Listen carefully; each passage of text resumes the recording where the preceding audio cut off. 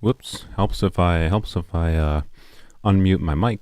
Whoopsies. Blam. Alright. Hello, hello. You got the YouTube notification this time. Wonderful. Wonderful, wonderful. Alright, let me bring this up on my phone. I like to have the stream going on my phone. Sometimes lets me see if anything's going horribly wrong. Although half the time it's just sitting to the side and never look at it, but anyways. Hello. Let's, so we're on my main account to start, that's why I put it in the title this time, okay, so you can't yell at me. We're spending like 2 minutes on my main account finishing stuff. And, then we'll do the Mika and Shenhe testings, which, I mean, spoiler, I've actually already tested them on my own. So I already kind of know everything I think I need to know, but if you guys have any other things, ideas to test, we'll test them, okay? So, anywho's, right here, I decided to start the stream right here, because in case you saw my little thing with Mika, the reason I'm starting with this is because I'm going to have a little rant about Mika, and something that's like really confusing on a design level, and why I think, I'm going to make an argument for why I think it's really confusing on a design level. Anyways, I started my short today with, like, Mika not triggering the Dendrogranite, and honestly, him not triggering the Dendrogranite is fine. It's not the end of the world. But I would just use it to branch into the bigger issue of, like, how his charge shot hits things. Or sorry, not his charge shot, his aimed attack on his hold E aims things. And people in the comments were like, oh, I was going to put this in the video. But shorts are short, and I couldn't fit it in. But you don't even need a charge attack on a bow user to hit these, right? You can do a charge attack, and it'll obviously work. You can do a charge attack on anything, and it'll work. You only need an aim shot. See, that was not a charge attack, and it still triggers these, right? So, like, if Moya was being consistent with their behavior of, like, when you're doing an aimed move, it can trigger this crap. Mika should have been able to trigger these, in my opinion. Like, my god, would it have broken the game open to have a freaking polearm user with a 15-second skill cooldown be able to trigger these stupid rings? Like, doesn't matter? No. Would it have been nice? I think yes, because having more options that for characters that can do annoying overworld things and like want ranged abilities would be nice, especially on a non-ranged, mostly non-ranged unit, right? So, anyways, that's all I gotta say about that. For now, after I go on to Polearms Only, we'll start with Mika because Mika's simpler, and I'll rant about what I was going to have like the review, the 60-second short I posted about Mika. I was going to have I had like a review written, a 60-second review / explanation of his kit. It was mostly just an explanation of his kit. Oh, they're already dead. But it turned into just me mouthing about his skill. Various reasons. And anyway, I'll talk about it. Point is, Mika, I have a simpler opinion on. Shenhe, I am actually more happy with than I expected to be. So, anyways, that's a preview, I suppose. Melee charge attacks can trigger them too. Yeah, I'm aware. I'm aware that melee charge attacks trigger them. And there's some goofy tech you can do with like having... You can try to time a charge attack with Zhongli's pillar expiring to be able to time a charge attack to hit them as you like fall out of the air and hit them on Polearms Only. So if there's ever like any story-gated content that blocked me from progressing by completing one of those things, I could do it, right? But it's just not annoying. It's annoying enough that it's not worth doing, right? Where am I going? I think I went to the wrong waypoint. I should go here. For me, it's the fact that you can't take down machines with this skill rather than those things in Sumeru. Oh yeah, oh no, I know. That's my big issue with them as well. That's the thing my rant is going to focus on. Don't you worry. All that rant will come because it just confuses me. Oh, I forgot there was the invisible staircase up there. It just doesn't make sense that they would make it behave the way they did. You might say it was like they're trying to be like nice to mobile users. It's like putting like a hardcore version of aim assist on him, basically. Which yes, that is an argument, but I think there's a counter argument that invalidates that point in my opinion. So I'll talk about it in a bit. Let me finish with main account here. All we gotta do is finish a couple dailies, and do artifacts. Nothing special. By the way, I can turn the face cam on if y'all want. I just didn't feel like shaving, so I have it off for now. But if you want it on, I can turn it on. No one's even mentioned it this far. So. Well, that was some lag. Jesus, what happened there? That kind of lag spike is not that common on my main account. That's a bad sign.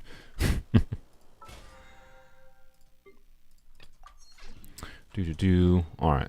There's still a daily? Oh, there is. Oh, okay. It's not a soul stream if it's not, there's no rant, exactly. What do you think of C1 Ayak? Is it any good? I think it's kind of garbage if I recall. I think C1 is, Ayaka is definitely like, haha, you got C1 Ayaka, now keep on wishing for C2, is I think her structure. So, at least there's two similar, yeah, so like C2 is her meaningful damage upgrade. Although, honestly, any character that has constellations that are just selfish damage upgrades, and that's like basically all they do, I kind of hate those constellations. I think they're basically garbage, in my opinion. They have to have some kind of like supportive utility for me to like the constellations, in my opinion. Or do something more, than just haha more damage. So, like while like you're like Shenhe, right, has an extra skill use constellation, has niche utility outside of just like haha fixing energy, right? So like there's more value to a constellation like that, in my opinion, than just like haha damage upgrade. Anywho, C1, her normal charge attacks deal cryo damage, has a 50% chance of decreasing the cooldown of Kamisoto Art Hyoka by 0.3 seconds, and it can occur every 0.1 seconds. So, that's her skill cooldown, right? What is her skill cooldown? 10 seconds. So, like, if you get 3 charge attacks, it reduces her... Why is it an RNG? Why is it RNG? So, if you get 3 charge attacks in, and win the 50-50 on each charge attack, you get a 1 second reduction in your cooldown for your skill. Garbage. Yeah, her C1 is just horse garbage. Jesus. Navigating the world is a whole lot easier with a few different identities to choose from. Need me to that is one of the worst C1s in the game. Not gonna lie. That's so garbage. Your friends flex C1 Ayaka. Well, congrats. They have one of the most worthless constellations in the game. Get wrecked. Oh my god. It's already bad. It would be bad without the RNG, to be clear. So, yeah.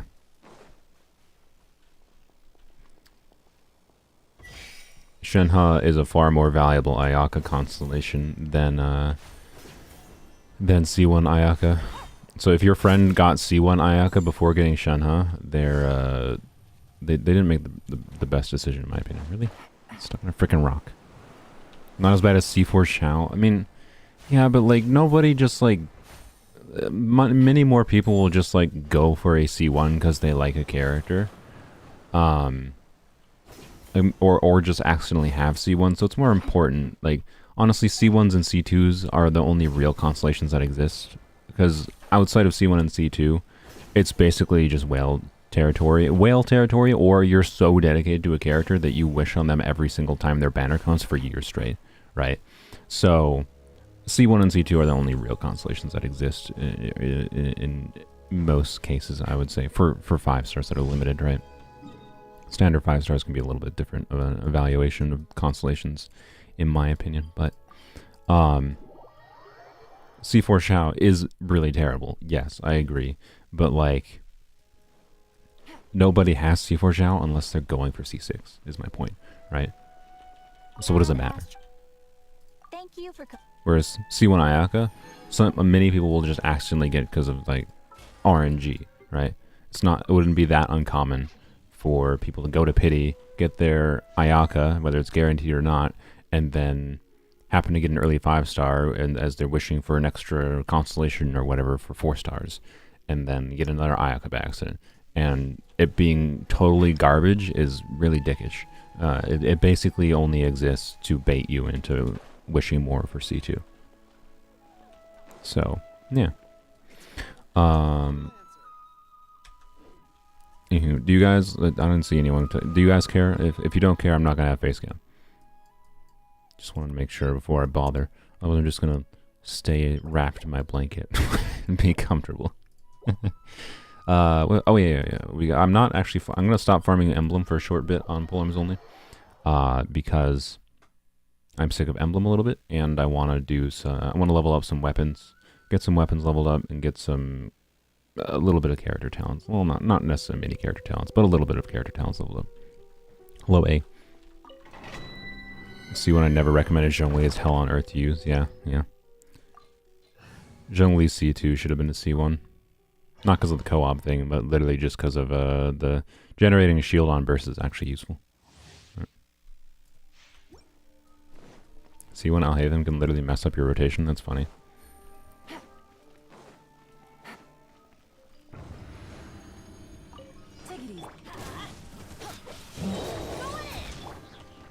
One with nature.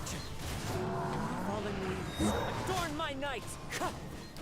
From what I looked into with C6 Xiao, by the way, not to make you feel bad about your Xiao Constellation Sapphire, C6 Xiao is kind of like situationally not even much better than. I know it's one of the like, Game8.com says the. I should, probably try to kill things. Game8.com says C6 Xiao is S tier, but like it's actually kind of meh. It's just situationally very strong, and it changes the way it plays, which is interesting. But C6 Xiao is also situationally just bad and not very good. Because of the fact that Xiao's, right, C6 Xiao, for those that aren't aware, basically is enable skill spam mode on Xiao. And while fun and interesting, like at least it changes the way it plays for a C6, the problem is it goes in a line, right? Xiao's skill goes in a line. And a line, really, dude? And a line is not ideal, to say the least. How are you not burning? Your shield was still on your butthole. So like if there's enemies, right? Say there's enemies in a line in front of Kaza here, right? Xiao C6, perfect. Zoop, zoop, zoop, zoop, zoop, it zoops through and hits them all. But say there's enemies not in a line. Say there's an enemy, right here, and there's an enemy right here. There's an enemy right here. Well, zoop, zoop, zoop, zoop, zoop. Instead of doing like AoE damage with this plunge, now you're just doing single target once, right? You're never hitting them multiple times. So it's not like it's a bad constellation. It's interesting. It changes the way he plays. But is it worth going for? I'd say, okay, sure, I'll take that. I'd say absolutely not. That's basically it. If you want Xiao constellations, go for. If you want like something that will buff Xiao meaningfully, go for like C6 Farazan. That seems much more fun to use with Xiao than his own thing, right? Pulls in enemies together, groups, and buffs Xiao. It seems like a fun thing to have, and like, if you want to justify wasting a bunch of wishes to power up Xiao, right? That's my opinion. You're not dead. I didn't crit. God, dead fuck. Ceylon has 85 crit rate. Every time I need crit to kill something, it just doesn't happen. Alright, whatever game. Sure. Sure. Really need, not Shimano. All I want, honestly, the only thing I really need on this account for Shimano is, like, getting more circles would be nice, but mostly I just need better timepieces. My timepiece situation for Emblem on this account is just hot trash. And the game just does not want to give me Emblem timepieces. I'm not even necessarily asking for, like, an insane ER timepiece or anything. That would be nice, but, like, I just need emblem pieces that are, like, timepieces, whether they be anything but attack pieces, because I already actually have. The one good piece I have for an emblem timepiece is an attack circlet, or timepiece. God, I can't speak today.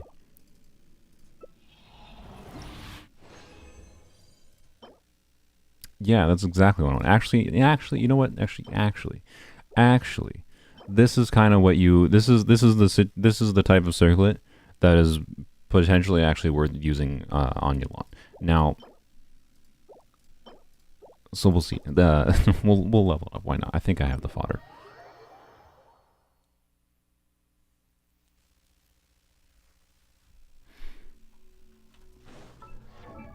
Is Diana worth it to pull for? Only ever C1. Wow. Diana's constellations are kind of meh, in my opinion.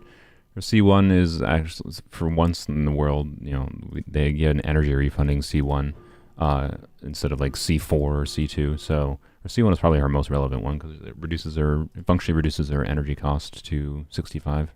Although it doesn't refund the energy until after the burst ends, which is a little weird, but it's fine. This increases her shield. It's fine, and it makes her shields work in co-op. Like if you like to play co-op, but And then C4 is basically useless. It seems like, discount Ganyu constellation, right? Nope. This is actually not discount Ganyu constellation because for some unforsaken reason, Diona has ICD on her charged attacks. So you can't like consistently melt with them. It's so stupid. And then C6 has some niche utility because of the 200 EM buff, but it's honestly not that useful in my opinion in most teams because the cryo will often interfere with whatever reaction you have going. But it can work. It could be very valuable, say, like a hyperfridge team, maybe. My stream is... Oh, no, OBS says it's fine. YouTube gave me a notification saying stream was having a stroke. Well, I apologize that the stream was having a stroke. Let's see. So anyways, C6 down, meh. I've had C6 down for a long time, and I usually don't bother trying to use it. And the teams I have wanted to use it on, oftentimes the cryo interfere with things that it wasn't worth. So, it's not the worst constellations in the game, but C1 is their most valuable one. C2 is okay. And then everything else doesn't matter other than C6. And C6 is probably most relevant for like a Mount Ganyu team, right? Is what I would say.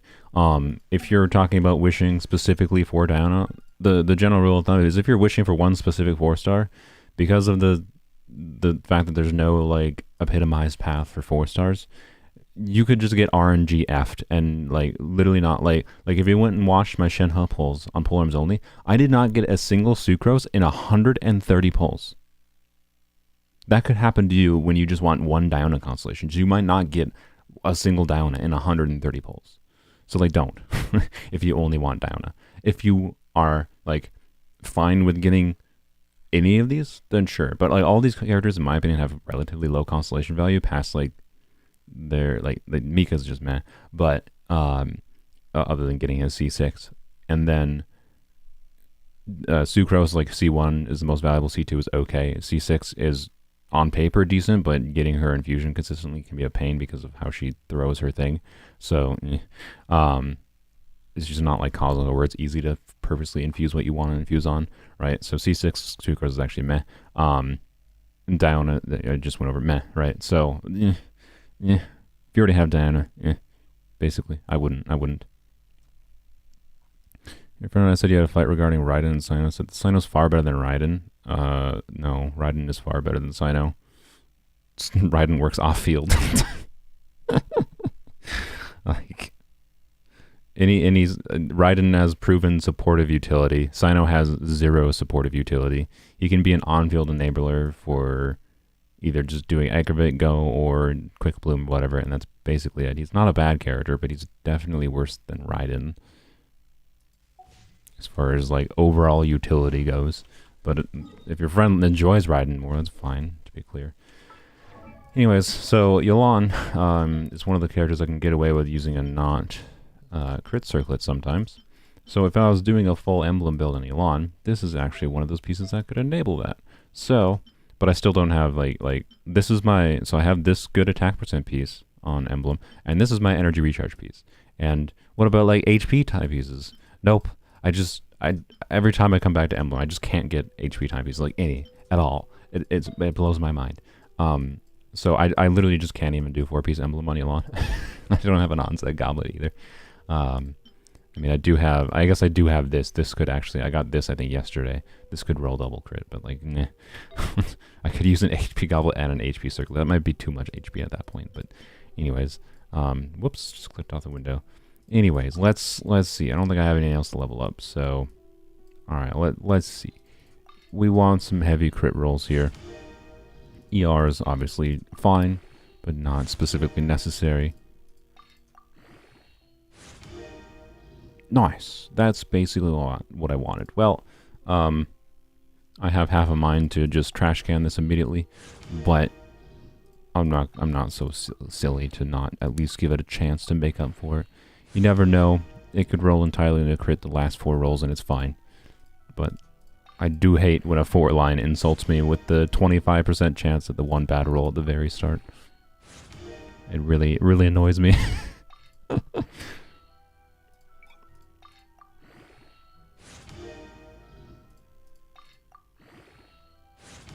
Oh, okay. I really want to throw this away now. What do I have for HP circlets? I can tell you I'm probably never using that on Yelan versus just using like my crit circlet. Which this is my current HP circlet on Yelan, or not on Yelan, on Emblem. So I guess honestly, in hindsight, I should have just fed this piece into that new piece. The new piece was just objectively better than this one, but. Well, not objectively. The EM has niche value over this one potentially. But yeah, let's clap this game in a nutshell. Classic double defense rolls. ER would have been perfectly fine. Defense, less so. I don't know. For my HP circlets in general, I have like okay selections. So you know what? Whatever. I'll keep on rolling it. If it rolls defense again, it's straight getting trash canned at level 16 though. What always happens though is that this thing is going to roll like a max roll in crit rate or crit damage on level 16, and it's going to force me to take it to 20. See, told you. That wasn't a max roll, it was a 3.5, but it was close enough. And then you take it to 20, and then it trolls you and gives you another defense roll. That's what always happens in this situation. Always. And now I get to go scrounge. Yay. We'll get on to Polearms Only shortly. Why can't I see my viewer count anymore? Why do you do this, YouTube?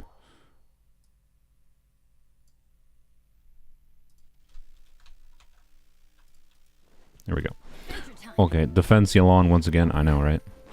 Can't get the luck on the... I can get the 40 crit value defense percent circlets for Yelan, but I can't get the 40 crit value, the 40 crit value, oops. Having a stroke. HP circlets. Nonsense.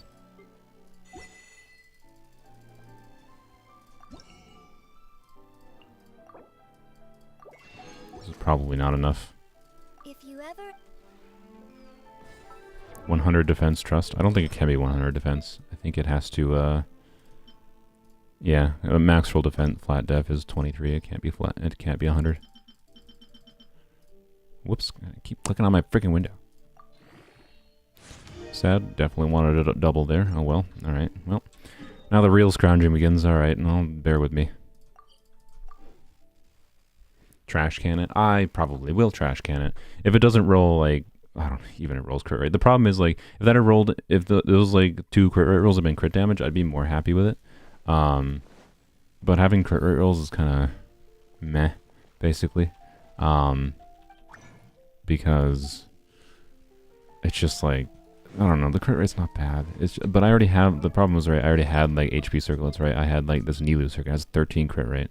I had, where is it? I have this one that has 10 crit rate, right? So I already had two circlets that had a decent amount of crit rate, right? So I didn't really need another HP circlet that had another heavy crit rate rolls, whereas like having heavy crit damage rolls could have had like more utility, and especially if it didn't have 2 freaking defense rolls. Like honestly, it's already trash can worthy for me, but I don't know, if it gets a high roll on crit for the last rolls, it's probably worth keeping over the previous HP circlet I had in Emblem, probably. So either way, I get a fodderable artifact out of it is kind of my logic. I went to the wrong spot.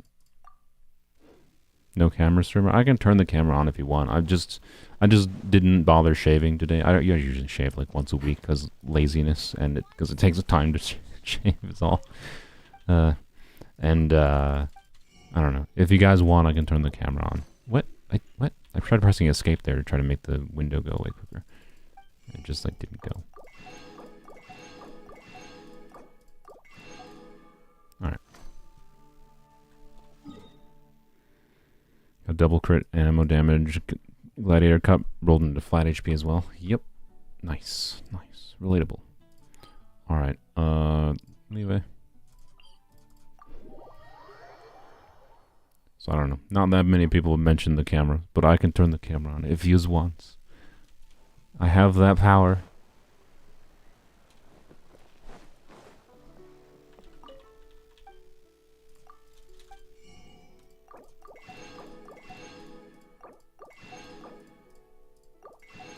I will have it on for the weekend streams. Don't worry. I'll properly shave then. This was meant to be a stream testing. I mean, meant to be a stream testing Shenhe, and I've been in my main account for 30 minutes. This is what happens. This is what always happens. Why did I go here? I meant to go at that waypoint. I mean, I'm comfortable like showing my face, being more unkempt, but if most people are indifferent, I think it's just easier to be faceless for this stream. What? Come on.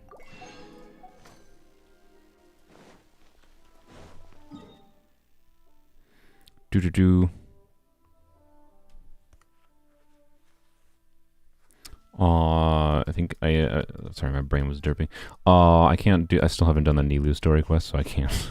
I can't get the artifacts in Sumeru. Sad. Turn it on, but only if you're comfortable. Face can be good. Doesn't matter if you haven't shaved. All right.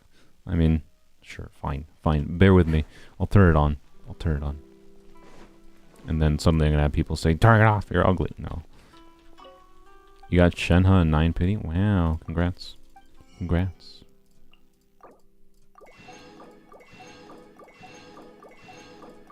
Alright. Game, please let that be enough. It's probably not enough. I would like to move on to the thing I meant to be streaming today. It's not enough. There's no way this is enough. Please double. Oh my god. Alright, whatever. We're using 5-star fodder. It's fine. Wow. Oh, frick you, game. Frick you, game. Alright, it's a low roll, too. That's a mineral, actually. So, you know what? What do I do with this frickin' artifact? It's a 30 CV with, like, 1 ER roll. It's fine. It's actually, like, okay. It's okay. I think I'm gonna keep it. I don't know why Barbara has the other one on. I didn't even realize I had another HP circlet in, Emblem. I think I'm gonna I'm just gonna keep this one on Barbara. Or whoever. Actually, what am I doing? I don't need to find Barbara. I can just do this. Where'd it go? All right. Switch, remove, and then switch back. But yeah, basically, I'm just going to throw this away, right? This has an extra ER roll, an extra EM. There is situations where there might be a character that wants this over this circlet, but not enough that I'd rather just have this for fodder, probably. It makes me more fine with having to spend all my artifact fodder on getting this artifact. Like, this is okay. Does it enable anything crazy? No. Could it be better on a 4-piece? It would, like, right, at the very least, what it would enable. Assuming I get a non horribly garbage like HP timepiece anytime soon. Now I could do like a pretty decent 4-piece emblem build with an HP circlet on Elan, basically, right? All I need is an HP timepiece, and then I can keep my crit rate circlet, which has it only has crit damage that's relevant to Elan anyways. This isn't like the greatest circlet. So arguably this one with the good enough stat balance on like the other artifacts could be better anyways. So what would my stats look like? I don't know. I'm not gonna bother right now. It's fine. I don't really need a 4-piece set for Emblem on Yelan that badly. It's just as nice to have more options for Emblem in general is the main reason I'm farming it. So it's a fine artifact to get. It's just meh, basically. Alright, switch to the correct account. Enjoy the turtle for 2 seconds. I guess I'll turn on my face cam. Blam. Oh, I forgot to turn on the light. Whoops. Look, a light. That's not very bright. It's not very bright. Why is that so not... Oh, because I'm... There we go. That should be fine. Right. Also, this is in the wrong spot. I'm an idiot, and I had my friggin' face cam in the top right on my wishing video, where there's freaking garbage. Why is it so not bright? There we go. That's better, I think. No, it still looks dark. Why is it so dark? I want to turn it brighter than this. Oh, it's so freaking bright on my eyes. But, like, I don't know. Ah, man, that's too bright. I'm sorry. You guys get to deal with the darkness. Get wrecked. I don't care. Is my stream? I can do what I want.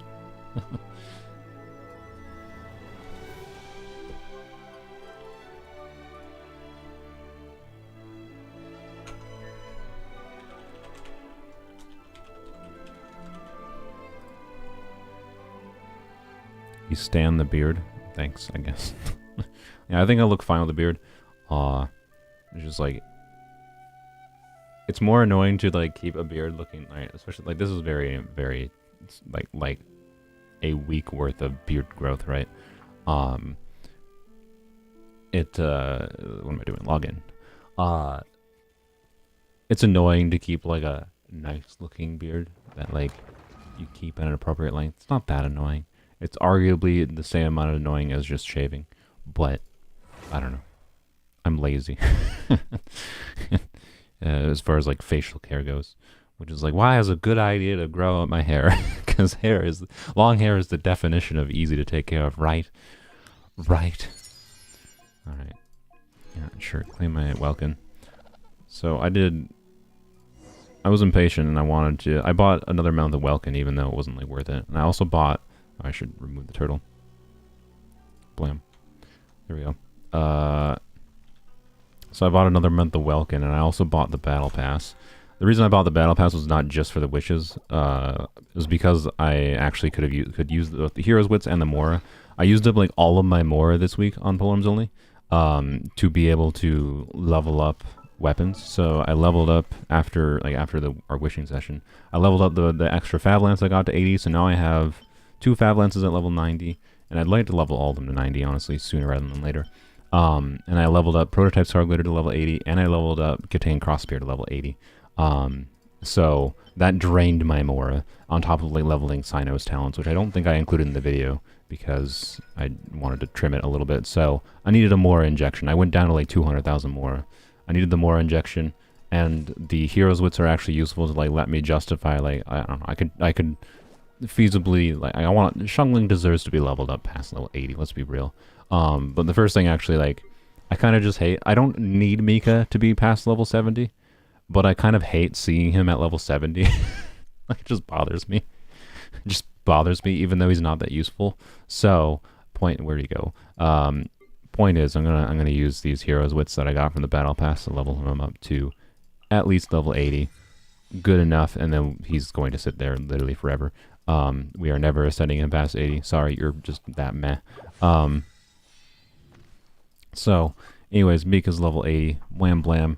And then I want to level 90. I already leveled 90 Cyno. Oh, Rosaria, yeah.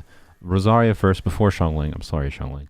The reason being she's been at level 87 forever, right?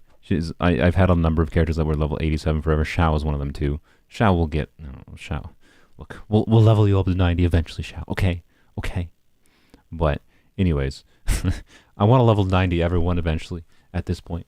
I should probably save in case, Mihoyo, like, surprise in 3.8 or whatever, there's a shadow drop of a polearm character. Not necessarily a shadow drop, but currently there's no rumors that there's any upcoming polearm characters, potentially until Lake Fontaine, right? So I think I'm fine to spend the resources, is my point. So that's what I'm going to do. I'm justifying my Battle Pass purchase to do this. That's where all these Hero's Wits came from, so we're doing it, okay? It's basically we're just going back to the state I was at before I had the Battle Pass purchased. That's it. Blam. There we go. Level 90 Rosaria. She deserves it. There we go. Gained like 2 more base attack. Worth it. Worth it. That's basically all she gained. Shungling eventually, and then Mika never, and Xiao eventually. Alright. But yeah. Anyways, and with the wishes from the Battle Pass, I got not C6 Mika. I got a Sucrose. Yay, that's what I needed, right? Oops, I actually spoiled. I actually have C1 Sucrose. Because then impatience struck me. I'm probably going to post a short of this. Impatience struck me. And I was like, ugh, I just want to know if I get C6 Mika or not, and I bought a $15 top up. Okay, yes, I know I committed a sin, but I was like, whatever, screw it. I bought the stupid $15 top up, and I got another sucrose. All right. And then, against my better judgment, I went to pity because I was like, you know what, screw it, screw it. At this point, I'm at pity.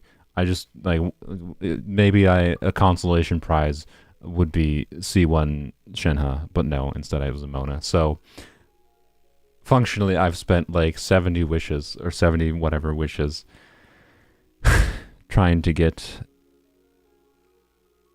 2 copies of Mika. Got 1 copy of Mika and 70 wishes after getting C4 like right away, basically, and cannot get C6. So why broadcast? What are you doing? All right. So I should stop, basically. I think I'm gonna go to the next 4-star. Because we're at what, 5, 6. Yeah, I'll go to the next 4-star, basically. And then we're stopping. Because yeah, is a bit rough. I shouldn't have even gone to pity. Let's be real. I'll talk about C1 Shenhe. C1 Shenhe wouldn't have no value. That's part of the reason I did go for it. But yeah, you'll see. I'm not using Hu Tao with this Shenhe team. I found in Overworld in particular, there's some particulars about this team that is better. So I think the YouTube chat broke, by the way, because yeah.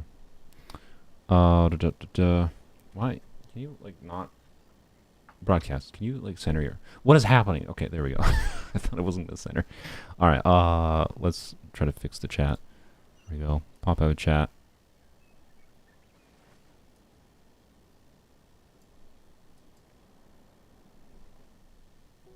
You got a Mist Splitter is a really bad idea to feed your level 90 Lion's Roar to it. Yeah, probably. Lion's Roar has enough niche utility. I probably wouldn't feed it into a Mist Splitter personally.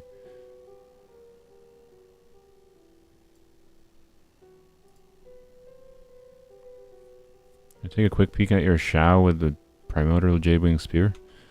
Sure, why not? And we'll get on to actually showing you some stuffs.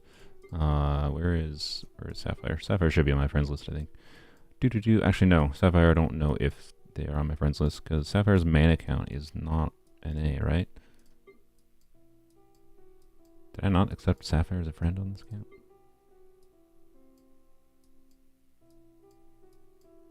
Sapphire, I don't know where you are. I might not be able to view you if you're talking about your Shao on your EU account. I do not see Sapphire. Oh no, there's, okay, never mind. Alright, there we go. Alright. I lied. 2200 attack seems normal for J-Wing Spear. I'm guessing 2 attack, 2... Yep, 2 attack, 2 attack. Actually, that's actually less attack than I would have expected. It's level 90, right? Yeah. That's actually less attack than I would have expected for a 2 attack Shao. I'm guessing you have very few attack substats, but it's not necessarily a bad thing, especially when your crit ratio is that good. Jesus. Your ER is a little low, but I think you might have C1. Yeah, you have C1, so it's probably fine. Alright, yeah, I mean, your Shao is really good. I don't know what you want me to say about that.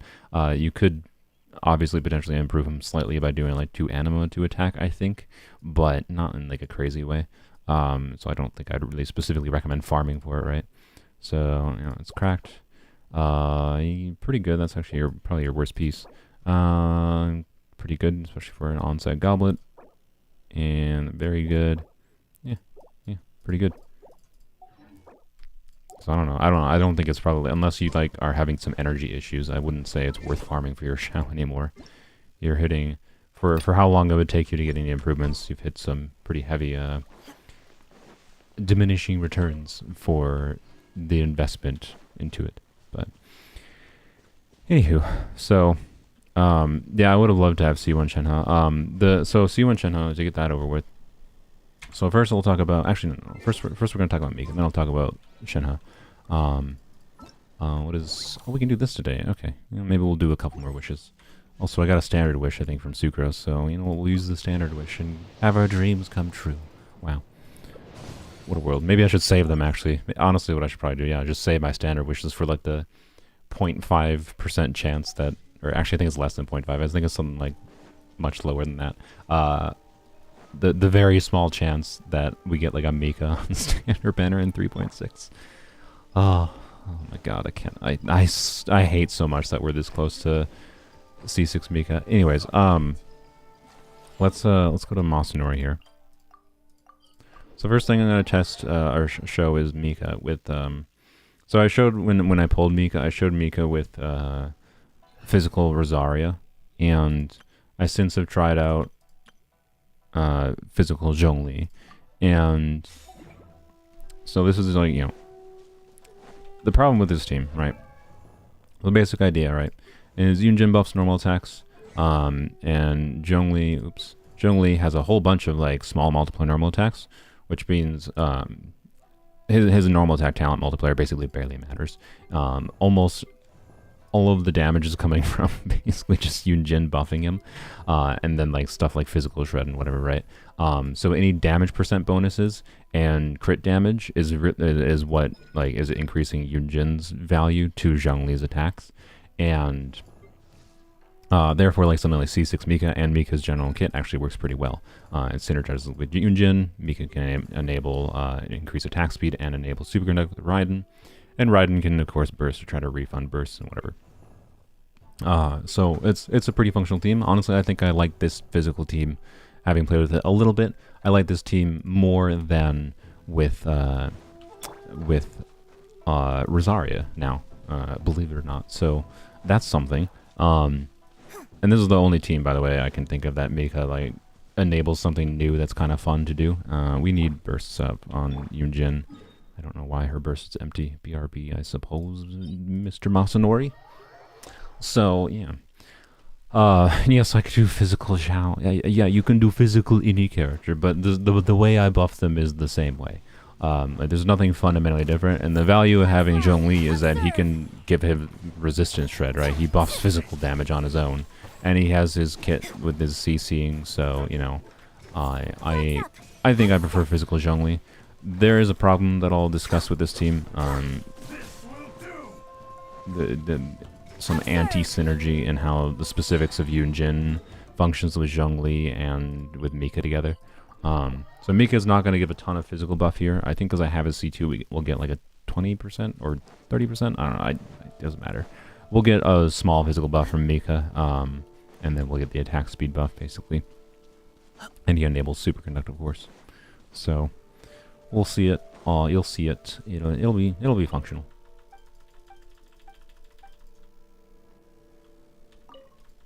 Oh wait. I wanna. No. I wanna make sure it's midnight.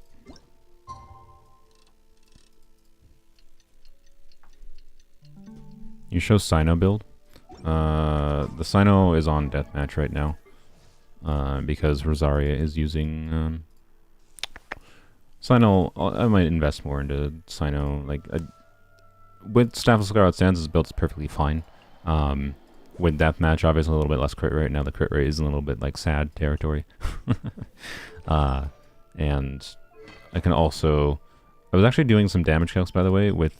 so, I was testing Zhongli, right? So Zhongli, nature of him doing a lot of individual hits, particularly like in his 5-hit, does ×4 of super low multiplier things. Which each one of these low multiplier ones has in the individual like whatever buff from Yunjin, so they still do a lot of damage because of Yunjin. But like Zhongli's own contribution from his like attack stat barely matters basically. But anyways, I was testing and to figure out whether sorry, not testing. I was doing damage calcs to figure out whether R5 deathmatch is better than an R1 Jade Spear. As far as like average damage goes, and while Jade Spear does give better damage numbers, the actual like attack stat value between these two, and this was with, I calculated this with the 32% buff, not the 48% attack buff. The actual like attack value is actually slightly higher from deathmatch, I believe, or actually no, I think it's higher with the 48 and slightly lower with the 32, but not like crazily different. So the only thing that actually makes Jade Spear take over as far as like damage numbers go is the 12% buff when you get full 7 stacks, which is not that hard with physical Zhongli because of how many hits he does really quickly. But Deathmatch has more crit rate, and that means the average damage is actually better. So R5 Deathmatch is actually better than with the build I have specifically. There might be different builds you have if you have the same situation, but chances are you don't. Less people probably have R5 Deathmatch than have R1 Jade Spear, but I'm a Polearms Only account, so I have R5 Deathmatch. Anyways, point is, we're using R5 Deathmatch. It's actually better for balancing his stats.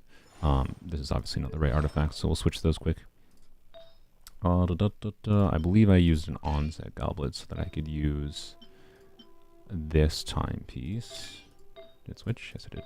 And then we use our pale flame circlet. And then this feather. And this flower.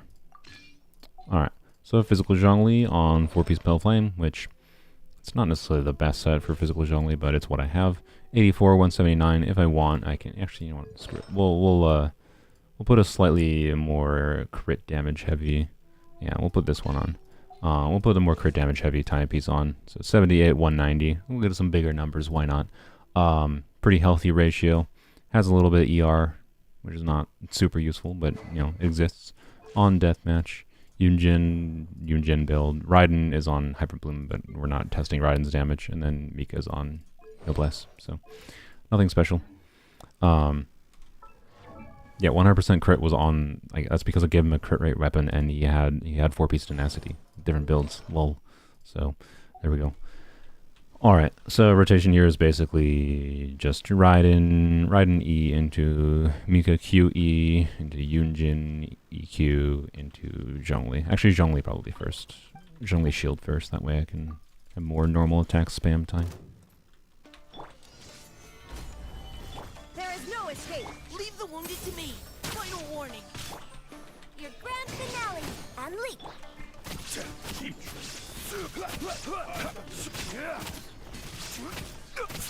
There is also a build variation, by the way, where we could use Crescent Pike. And you can see we ran out of buffs, so I'm not used to this team when the buffs run out. And I could use Raiden to potentially, you know, refund a skill, whatever. Or refund burst energy, I should say, instead of just wasting time there. But it's fine. We'll do it one more time. Stabilize. Although I really, actually, you know, can we? All right, no, you're on Hyperbloom build. This ain't gonna do shit. No, it's not. Okay, well, whatever. I wanted him to go to his next phase without having to. Wow, Raiden Hyperbloom damage is so much when you're not Hyperblooming. Can you please get knocked down? I just want. There we go. Okay. All right. Shine down. Providing cover fire. Now's our chance. Strike is one. Rise. I don't know why I did that. Don't ask. Ow. Hold on, I don't have shield. Whoops. Gather.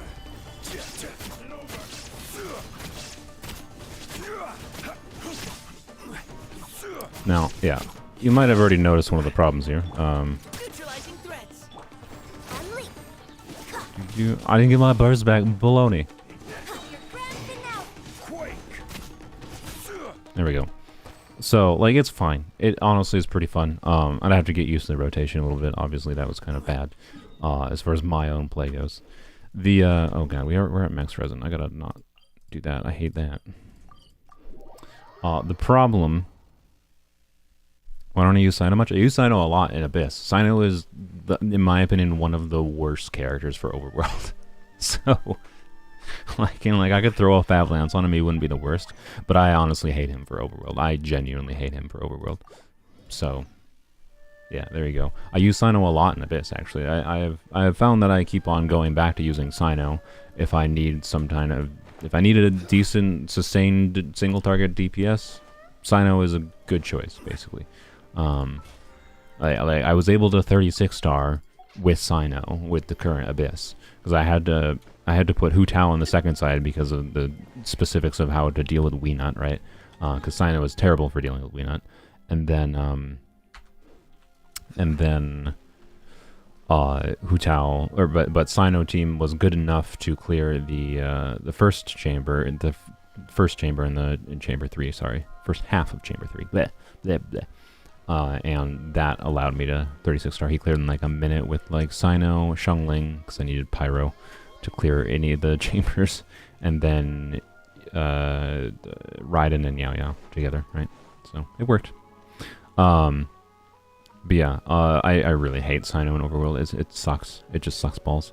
Anyways, let's... did I already craft my... I did. Okay, good.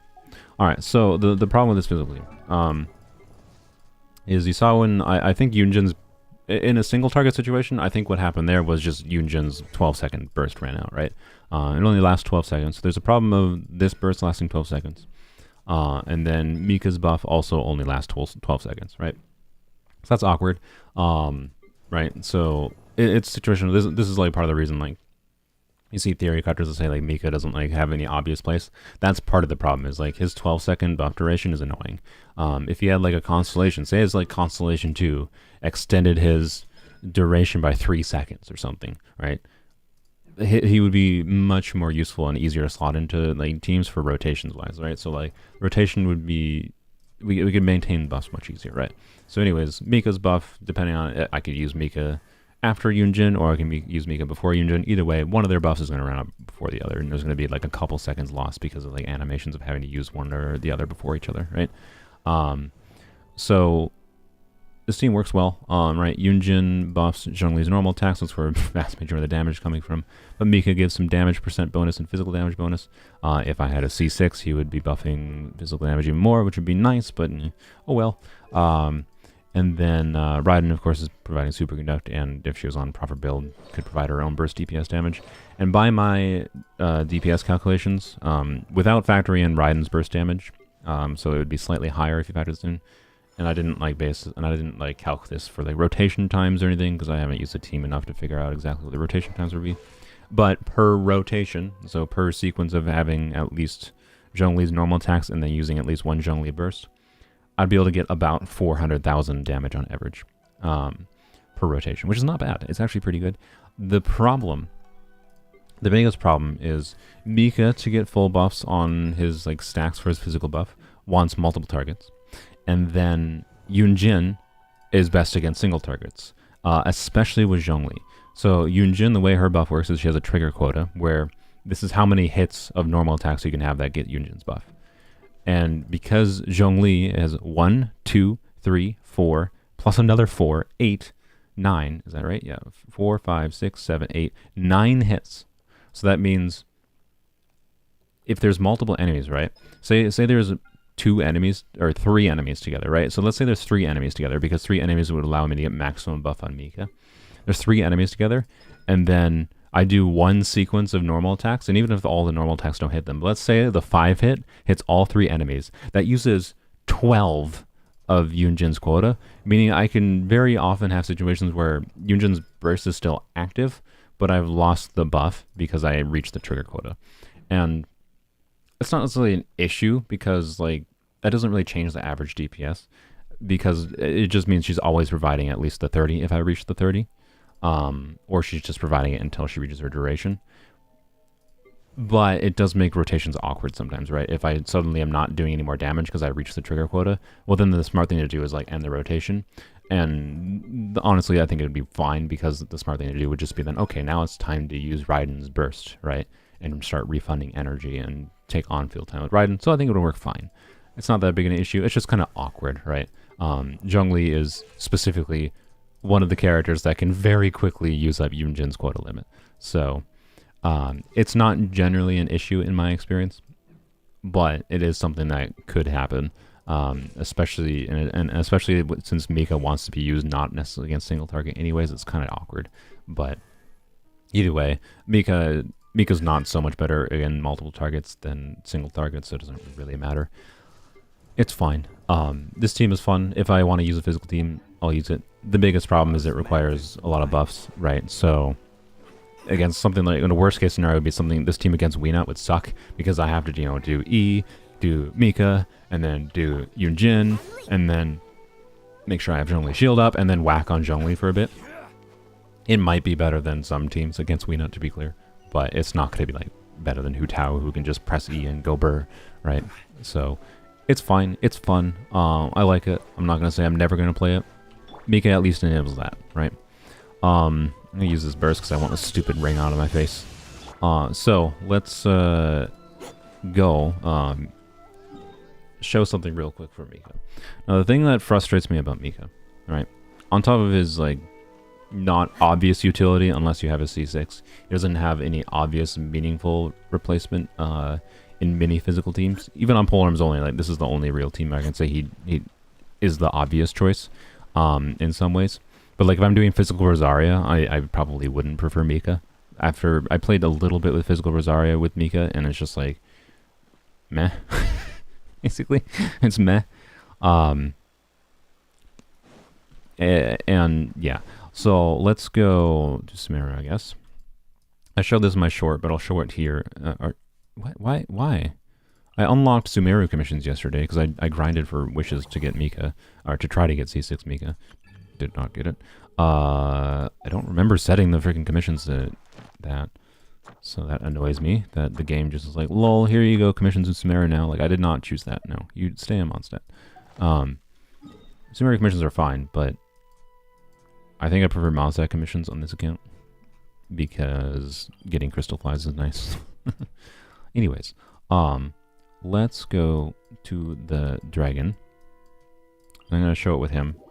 This is the most one it's relevant for, because if this dragon shows up in Abyss before, this is what I was hoping Mika would be useful for. So he has an aim shot, right? And like it has the little like graphic right there. It looks basically the same as a normal aim shot graphic, just like a little like cryo thingy. The problem is the way that this actually targets is it doesn't really aim at all. It's basically just another fucking auto target, and it will show a little like indicator of where it's going to shoot an enemy, and in general it's basically the center of an enemy's hitbox as far as I can tell on the enemies I've seen it on before. And that, let me fix Zhongli's stuff before I forget actually. Bear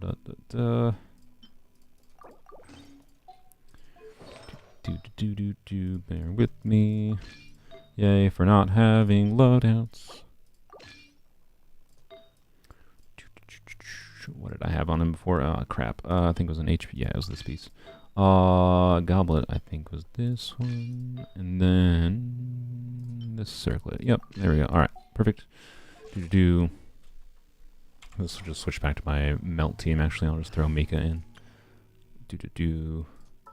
Whoops. What do I do? Melty time. And we'll just throw Mika in here for now. Alright. Want to know what C1 Shenhe would have kind of been useful for too? Overworld movement. not very good, but it's still, yeah. Oh yeah, I know about the wings. By the way, I'm working on it. I didn't think about the wings. I would have made sure to get the dragon spine wings before if I had realized, but I forgot. I know. I need the dragon spine wings. All right. So, anyways, we gotta wait a second. We'll have to get him up in the air. In the abyss, right? This guy goes in the air really quickly. And it's basically just like yet another variation of like Mihoyo being like, alright, how do we force the player to bring some kind of annoyingly specific thing to deal with some stupid problem, right? Well, by just annoying people. that's how. But, anyways, what Mika could have been really useful for, and this has relevance outside of just Polearms Only, to be clear, and I'll talk about that in a second. So this is not just me whinging for Polearms Only specifically. You go in the air, dude. Thank you. Oh my god, my ping just spiked again. Alright, so I aim at the engine, right?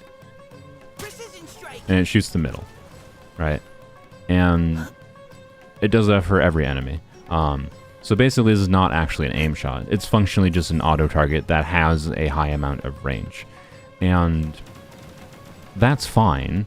So you can see the little indicator. Oh, the little indicator actually shows it's going to his eye, but I don't even think it's going for his eye. I think it normally hits his body. So even the indicator doesn't actually properly show. I swear to God. Like, really, Mihoyo? It seems to always hit the center of hitboxes rather than even going where it says it's going to go, which is funny. Yeah. Okay, that might have hit its eye, but that's because he was falling when he went down. I'm pretty sure it actually just goes for center of hitboxes. It doesn't actually go where it's saying. So the reason that's frustrating is you can't use him to hit weak spots, right? So weak spots include like engines like this, right? Neutralizing threats. And that means he's not useful for like knocking this thing down in Abyss. And you might say that's not a problem in normal count because you have bow users, right? You have whatever.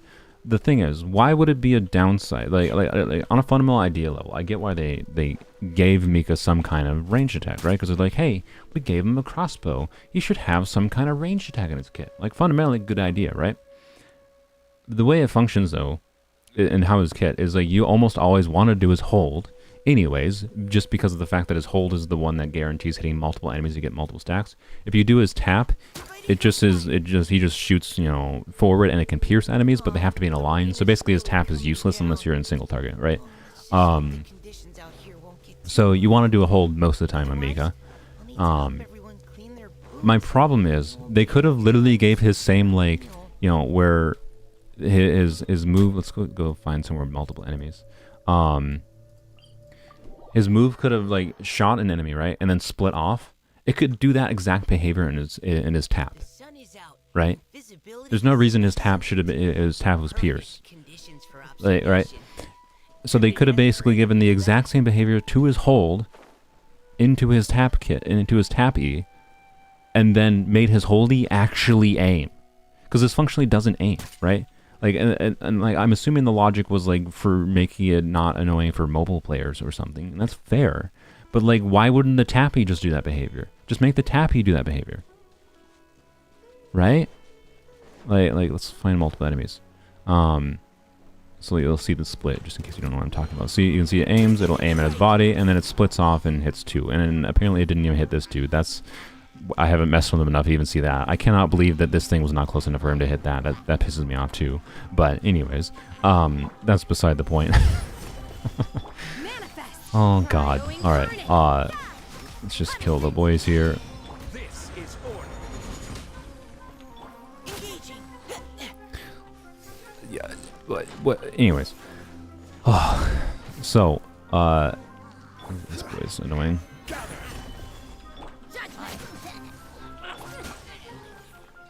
Yoink.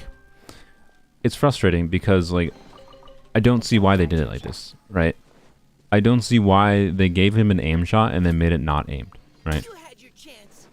Like, it's just another variation of an auto-targeting move, basically, with the facade of being aimed, is what it actually feels like to use. And the reason it's a problem on a gameplay level is because, like, if you're configuring teams, and Mihoyo wants to keep designing enemies that want to be knocked out of the air, like the Aeon Blade Drake, like Weenut, or the smaller versions of the mechanical dragons that fly up in the air, or just Ruin Guards in general. Enemies that like want you to hit weak points to stun them. Having a unit that normally would not have the ability to do that, have the ability to do that would be useful. It would increase his relevance in certain situations, right? And it feels like they went specifically out of the way to make sure he doesn't have the ability to do that. That's what it feels like to me. Because like it would have just been really nice at bare minimum for situations that want you to hit weak spots. Because then if you have Mika in your team, right, and because you're doing physical, because you want to try physical, but an annoying part of like a situation, you might have an abyss where you need to like deal with knocking something down. Well, now you got to force like a ranged user in your team that you might not have had before, and meaning you're probably gonna like swap out Mika because he's probably one of the lower value units on your team. So you swap out Mika for like a ranged unit to be able to deal with like things in the air, right? Like Diona. So you have a shielding and healing, right?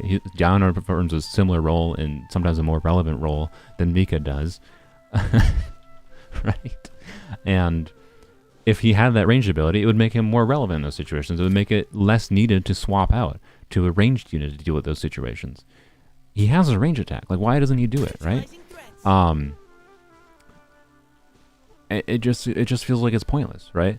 Like, there's no reason the actual mechanics of like how his his aim shot works couldn't be as tappy, and his holy was the same exact thing, but an actual aim.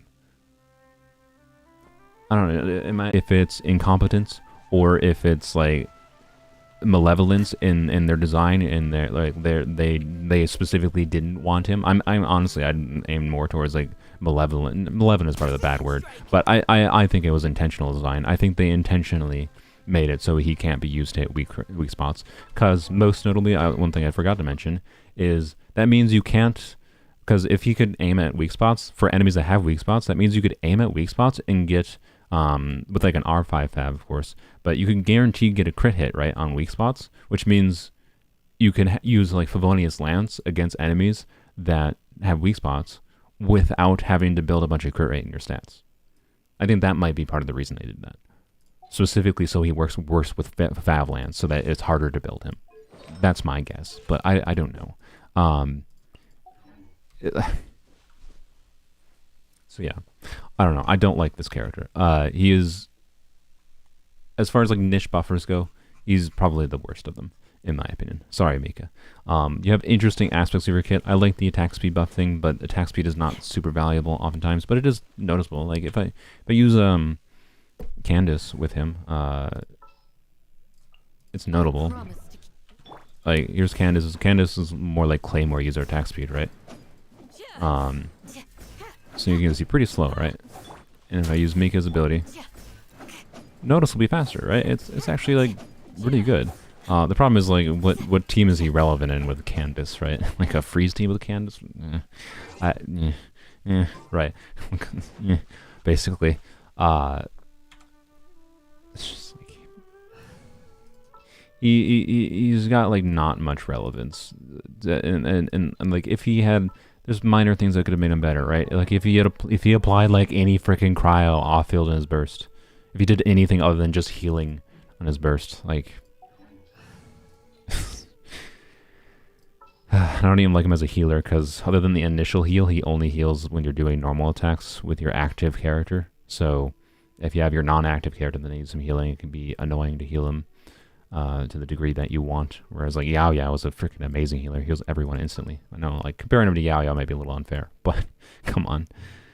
Anyways, so I think he's the worst polearm character in the game. And he's definitely lower on the tier of characters in the game in general. I would have been to give him some comment. I probably should have started with this. To give him some amount of credit. What exactly? I think I would have loved having Mika at the start of Polearms Only, because for a long time, even like when I got Xiao, I was doing physical Rosaria for a long time, and I would have loved to have Mika with a physical Rosaria in the early stages of this account. At the stages the account is in now, for basically anyone's endgame account, I think Mika has very little relevance. Very little. Sorry. So, anyways. Oh, yeah, as far as his English voice actor goes, English voice goes, I hate it. I accidentally said voice actor. The voice actor, I think, right, like, let's see if I can get one of the lines. Stay close. Uh, I'll take point and scout ahead. Like, the voice actor, I think, probably did a good job. That reeks to me. I don't know how to describe this specifically, but it reeks to me like Mihoyo wanted him to sound this way. And I think it's a terrible choice as like voice direction goes. I dislike how his voice sounds. Basically, it's just like I can't even like go that high. Like, to be clear, I think the voice actor did a good job. I can't do that kind of voice, but like, presuming that Mihoyo wanted them to sound that way, and like normal voice acting, like, right, the voice actor is gonna like do recordings for Mihoyo, and then Mihoyo has to like approve them because it's like that's what they were going for, and if they don't like it, they're going to have the voice actor redo them. So like, I think it's the voice direction, not the voice actor, right? So don't freaking hate on the voice actor, but I hate how he sounds. He's grating to my ears. So yeah, that his voice, his English voice is a flop. Voice actor probably did a good job though, I think. Let's put Hu Tao here, or Hu Tao. Sorry, Shang. So, do heal you. Okie dokie. Bring back the old voice from the event. I think it was the same VA, wasn't it? It just like he was characterized in a different way because like he was giving a speech or whatever. I don't know. I think that makes sense. Characters can speak different depending on the context they speak in. I speak differently depending on the context I'm speaking. You can hear how I speak differently depending on like if it's at the start of the stream versus the end of the stream. Good lord. Unleash. I mean, Blam blam blam. So Shenhe, what do I want to start with first? Oh, you know, I'll start with C1 Shenhe, since I didn't get her. It would have been useful to have. I want to start with. Actually, I'll switch to Hu Tao. Give me this. That felt All right. So if I switch to Hu Tao, so originally the team, and this might be the team that I end up using the most with Shenhe and the Abyss still. right. I think as like sustained DPS goes, this team is probably still stronger with Hu Tao than it is with Xiangling. The awkward part about this team, right? So if we go, actually I can probably just go to Masanori again and show it. We should probably do our dailies at some point here, but whatever. I'm on this track of mine, so I'm gonna finish this with this. Sounds like a Discord kitten, yeah. You should have used Mika's burst to heal everyone.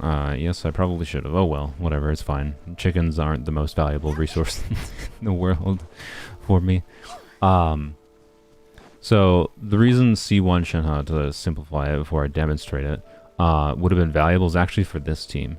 For two things. One, C1 Shenhe would have enabled her A4 passive. I could get both buffs at the same time, which for this team is relevant because her press skill can buff Hu Tao, or sorry, not Hu Tao, Rosaria's burst and skill damage, and then her hold can buff Hu Tao's damage, right? So also we'll get this to level 8 today. I know. I thought I had enough resources when I first when I leveled her up that I had enough resources to get this up, but I apparently did not, so we can farm this today. Anyways, point is, the A4 is not super relevant, but it is something. It's a damage increase for the team, right? For all the damage coming from the team if we had her C1. And then notably, it also would help with ER in this team. Now, in the team with like Xiangling, the value of getting the extra particles from her C1 wouldn't be that relevant. In this team, it is. And the reason being is because of normally in like normal rotations, like say like a Shenhe with Ayaka or Shenhe in that Xiangling team, you would try to switch. You do one Shenhe E, and then you do your other characters' things, and you try to switch to Shenhe again and use another E before like your burst is up, because your burst cooldown is 20 seconds, or sorry, that's the skill, is 20 seconds, right? So you can get 2 uses of her E in it with every burst cast, right? And that makes her ER needs go way down. But if you're doing something like this team, where I'm doing like Zhongli into Shenhe, into Rosaria, into Hu Tao, the rotation is basically based on Hu Tao and not based on, Rosaria and Shenhe. So I'm only really getting 1 use of her E in per rotation. So you have an issue, even in this build with Engulfing Lightning, which gives an additional 30 ER, right? She might not get her burst up. And I'm going to do the hold here, because if I'm only getting 1 skill use, I'm going to use the hold. It gets more particles anyways. I got to turn it to midnight again. And yeah, so C1 basically would potentially fix the potential ER issues on top of even me both passives at the same time, right? It just would make her more flexible. It would have been really nice to have instead of a freaking Mona. And now that I have a guarantee, I really don't want to wish anymore. Like I'd rather save a guarantee than use my guarantee for a C1 Shenhe. I don't think it's that valuable, but I don't know. It also depends on like when the next polearm unit comes, right? If the next polearm unit doesn't come for 6 months, honestly, I'd rather just get C1 Shenhe probably. But particularly because unless I get really unlucky, going for C1 Shenhe at this point with the guarantee should theoretically, unless I get really unlucky, should guarantee C6 Mika. But like I don't know. It doesn't like fundamentally change Mika's relevance. It would just like, wow, look, physical Zhongli does a little bit more damage now. Yay. So anyways, what was it saying? I don't know. The rotation is just gonna be Zhongli E. Oh, I didn't change the time. Isn't that what I meant to do here? Wouldn't Zhongli E change the time to midnight? Zhongli E into Shenhe, hold EQ into Rosaria, And the reason we're doing hold E in this team is, again, because like I'm not going to be able to rotate back to Rosaria or Shenhe until basically we're doing a full new rotation after Hu Tao's done. It means I may as well get the extra particles from the hold E, and also the charge attack buff is probably better since Hu Tao's the main damage dealer in this team than Rosaria's damage. So, anyways, you get the point. There's also some awkwardness of like, I don't think because we're not getting an extra E on Shenhe, and we also can't like easily rotate back to Rosaria in this team. Like before this team, like I used to use like Xiangling instead of Shenhe, and what I would used to use like Zhongli EQ into Rosaria EQ or QE, depending on if there's fab particles coming from Zhongli, into Xiangling EQ, and then I went back to Rosaria. I got one more E in to make sure I had her burst up for the next rotation. I was with Rosaria with 190 ER. With double cryo, her ER needs to obviously go down a lot from 190, but because I'm not getting, but it's awkward to use multiple skills in this team, and using multiple skills would actually use more of Shenhe's limited instances of her quills. So quills, the quota, right? It means like if I hold, I can do 7 instances of cryo damage. Well, 2 instances are used immediately when I use my skill, and then the other 5 would be through her burst, right? So, assuming all hits hit it. So, you know, you get the point. But point is, this team is actually slightly more awkward than I expected. It still works, though. Did I say no? Oops, I meant to say yes. I swear to you, I pressed Zhongli. Whoops. Solidify. Whatever, it's fine. Take your true form. Do your master's bit. Yeah. Shiver.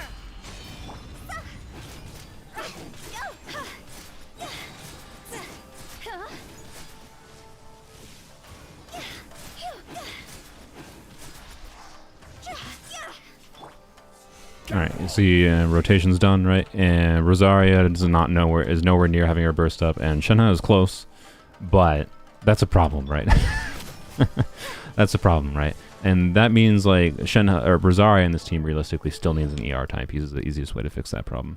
But then I'm obviously sacrificing a lot of Rosaria's damage, and it's kind of disappointing, right? Solidify. And C1 Shenhe could have actually fixed that issue potentially. And it's not like it takes a long time to get our energy back, but it's still downtime. And like realistically, what I would do in this team right now is just like, oh well, I don't get Rosaria's burst, and I'm not doing the cryo damage in this rotation. I'm just doing Hu Tao damage, right? It wouldn't be the end of the world. So it's fine. It functions.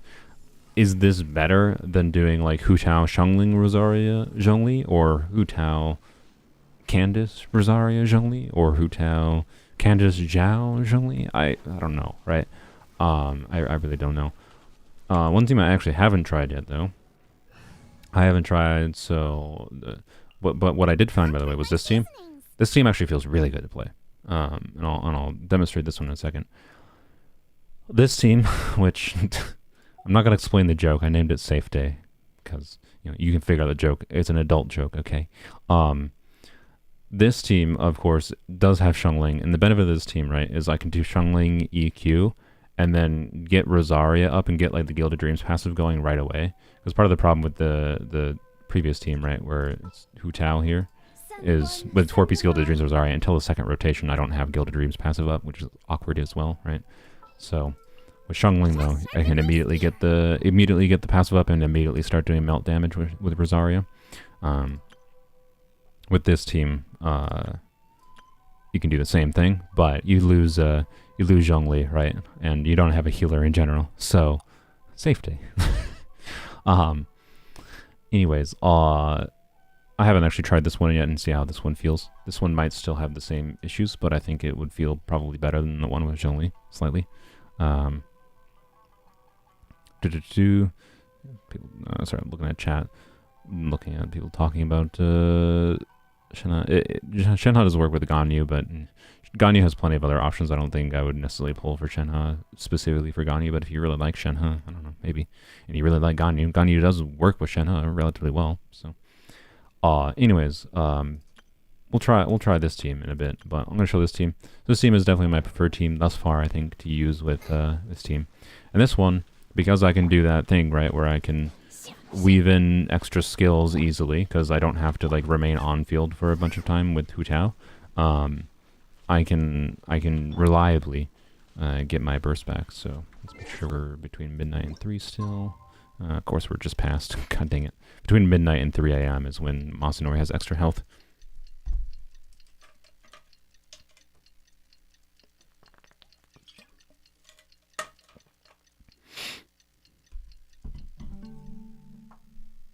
All right, let's go. So rotation here is basically just Zhongli shield into. I'm not gonna use his burst too, but burst is situational. My God, my ping. Wow. Okay, this is just one of those days where my internet, I think, is having a stroke. I'm gonna wait a second until my internet recovers. Maybe. Think it's recovering. Yeah, it looks like it's fine. Okay. All right. So it's basically Zhongli E into Shenhe QE, and then do that, do this. Can you not run away from me? Do this.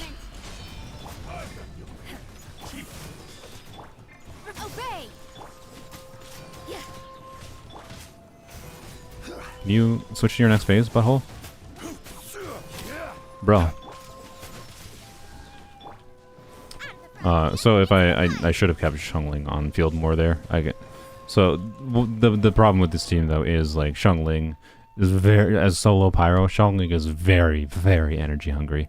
I have 257 ER, and you can see without like making sure I like tried to either funnel particles to Xiangling with like fab particles, or and like I could fix this potentially by putting like fab on Shenhe. I could fix it by putting fab on Xiangling potentially, right? So either way, I have 250 ER on Xiangling, and you can see I didn't get her burst back. But that's also some awkwardness. I don't think I got necessarily all the particles from this boy, but all right. Oops, I did that wrong. Whatever. Your master's bidding. Unleash. Nice and spicy. Eat this. Judgment. Lights out. Yeah, I should leave Xiangling on field basically to catch particles is the main way I solve that problem. Yeah, it works pretty well. I quite like it. It feels nice to play. It rotates relatively well. Well, the rotation is a little bit weird because I do want, because of trying to make sure Xiangling gets energy. Is it perfect? Not necessarily. Does it enable, is it a new team that can fully clear Abyss with ease? I don't know. I haven't tried it in enough Abysses yet. With this current Abyss cycle, we can probably try this team in Abyss if you guys want to see it. With this current Abyss cycle, I don't know if this team can easily like clear to the point that's like, wow, this enables a lot of like nice easy clears now, right? I think it's going to depend on the Abyss, basically. I think it's capable enough that it's at least another good option, right? And it's an option I didn't even expect would work as well as it does. So, hello Sam. I quite enjoy how it plays, and does not have anywhere near the energy issues that the Hu Tao variation does. And yeah, I don't know. It works well. I quite enjoyed this version of the team thus far. And this team definitely does not need C1 Shenhe. C1 Shenhe does basically nothing for this team, essentially. So it's not a bummer for this team to not have C1 Shenhe. Let's go do my dailies quick. The other team, the Safe Day team, with Hu Tao basically replacing Zhongli and having no protection, is something that might work. I think I would have to make sure I use an extra scale at least on Rosaria before I switch to Hu Tao. So we could try that out. Actually, I guess we may as well try that out during dailies. Next Polearm character will probably be on the standard banner. Your plans? Why do you think the next Polearm character will be on the standard banner? The last standard banner character they threw was a Pyro Claymore. There's clearly no rhyme or reason to the weapon types and element types they want on standard banner at this point. That should be their reason for putting certain weapons and whatever on standard banner, in my opinion. But I don't know. If the thing is, if there's a new Polearm 5-star that's running, I'm going to pull for them on their banner, right? If they're running a new Polearm 5-star in their standard banner, I'm going to pull for them on their banner, because otherwise I'm basically never going to be able to guarantee getting them, right?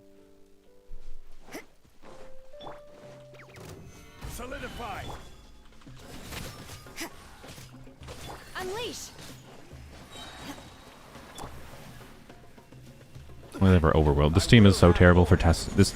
Because Hu Tao does so much damage on her own, like, you know, Hu Tao just with on her own can just kill everything that I just don't even need to I don't even need to like bother using Rosaria and Shenhe together.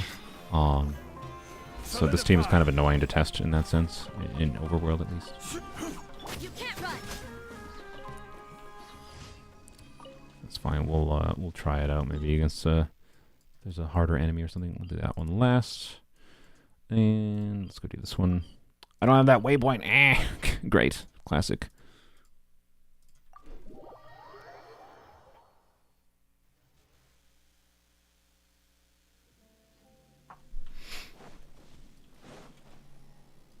I didn't even see what Sam Keel said. No offense, but you can yourself. I don't care. It's my hair. I do what I want. Shiver. Judgment. Manifest. Cryo incarnate. Obviously, I did that rotation dumb. I wasn't really thinking. It's fine.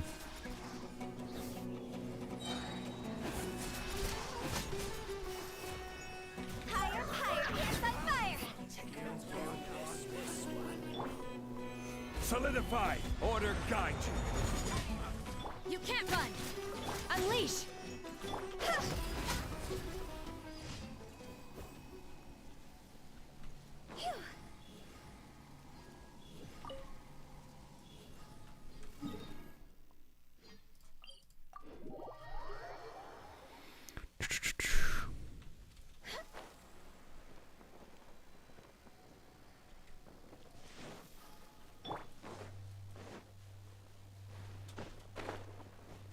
The hair isn't even fully shaved. What the fuck are you talking about? My god.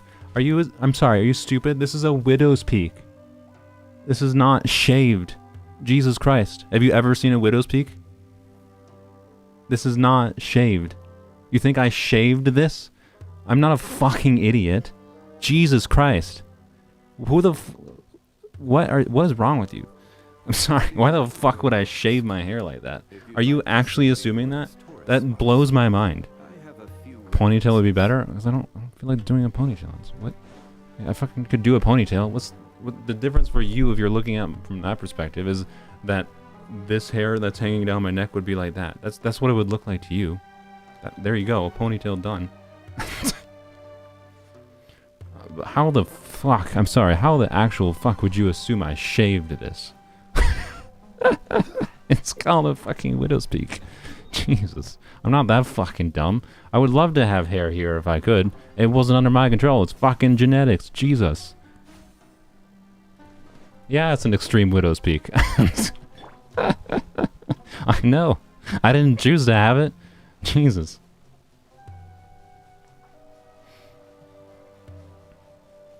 I did choose the sweep, but the sweep is just because I'm lazy. Like, I'm well aware I could put more effort into my hair, but like... I did not fucking shave my head like that. You're putting far too much thought into what you think the thought I put into my hair was. I grew out my hair. This is how it grew out. That's basically it. And I wash it. I try to keep it not, you know, full of dirt. That's it.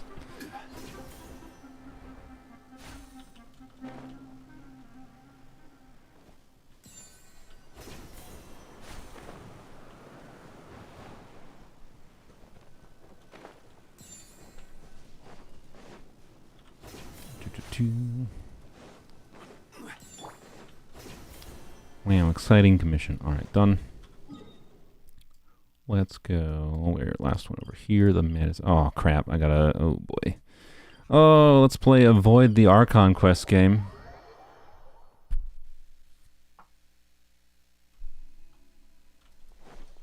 No, frick.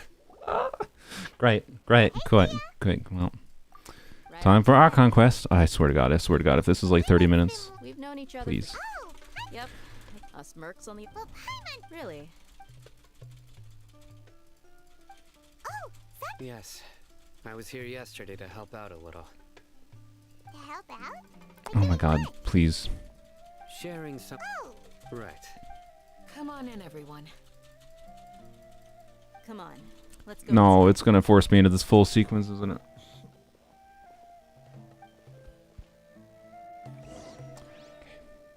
Okay. No, it didn't. Okay, thank God. My brain took it took a second to recognize that. Oh, good lord. All right.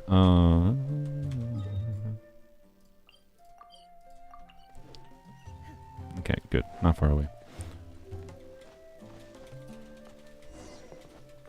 Bruh, I bet you say waifu. What do you mean?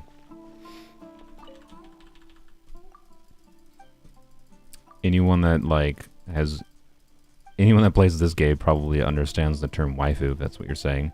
You literally just said the term waifu. It's a word.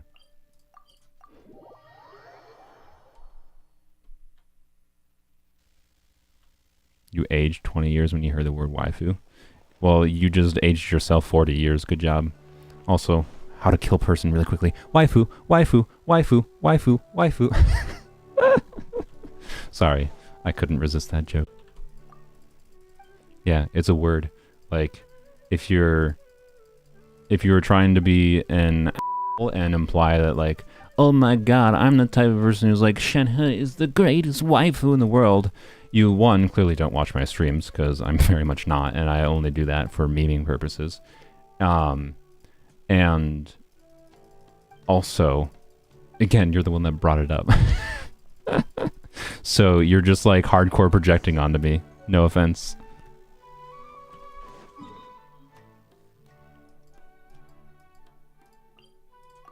But I actually mean all the offense.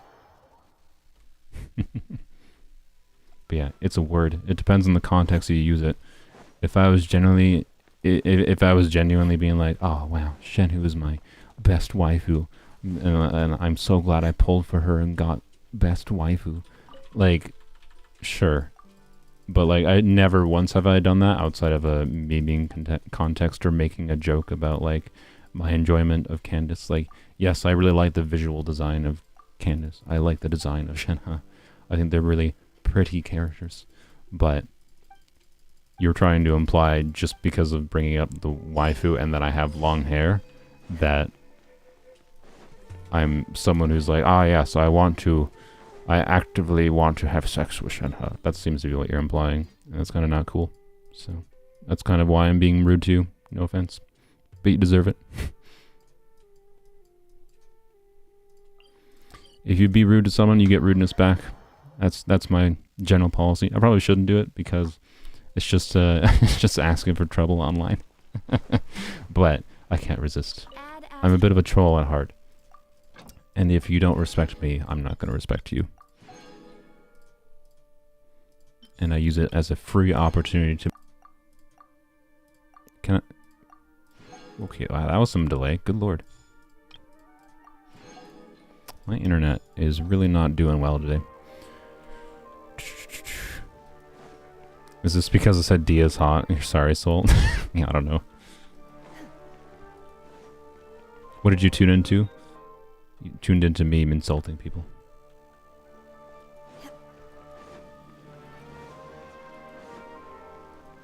Yeah, Meta is my real waifu. Why did I come here? I already crafted my resin, right? Yeah, I did earlier. Alright, I think we're done with dailies.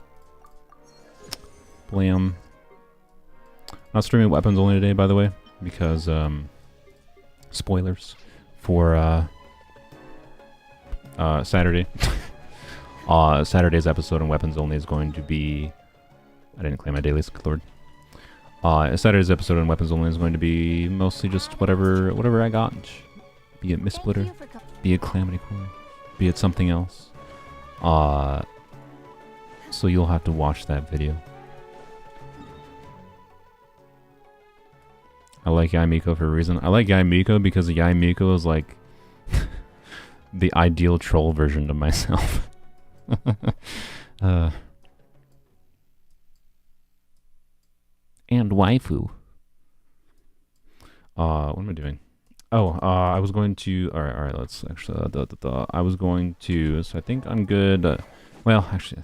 So I want to level this this Jade Spear up to level 90 just so I have it available to use, like on Sino, for example, right? Since I'm using Staff of Scarlet Sands. Honestly, actually, I should probably do damage counts with Deathmatch on Sino versus Jade Spear, realistically.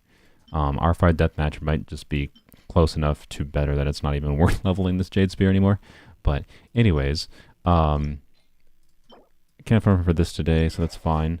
I think I was just going to farm for Shenhe's materials, at least to get her burst, sorry, not her skill, to level 8.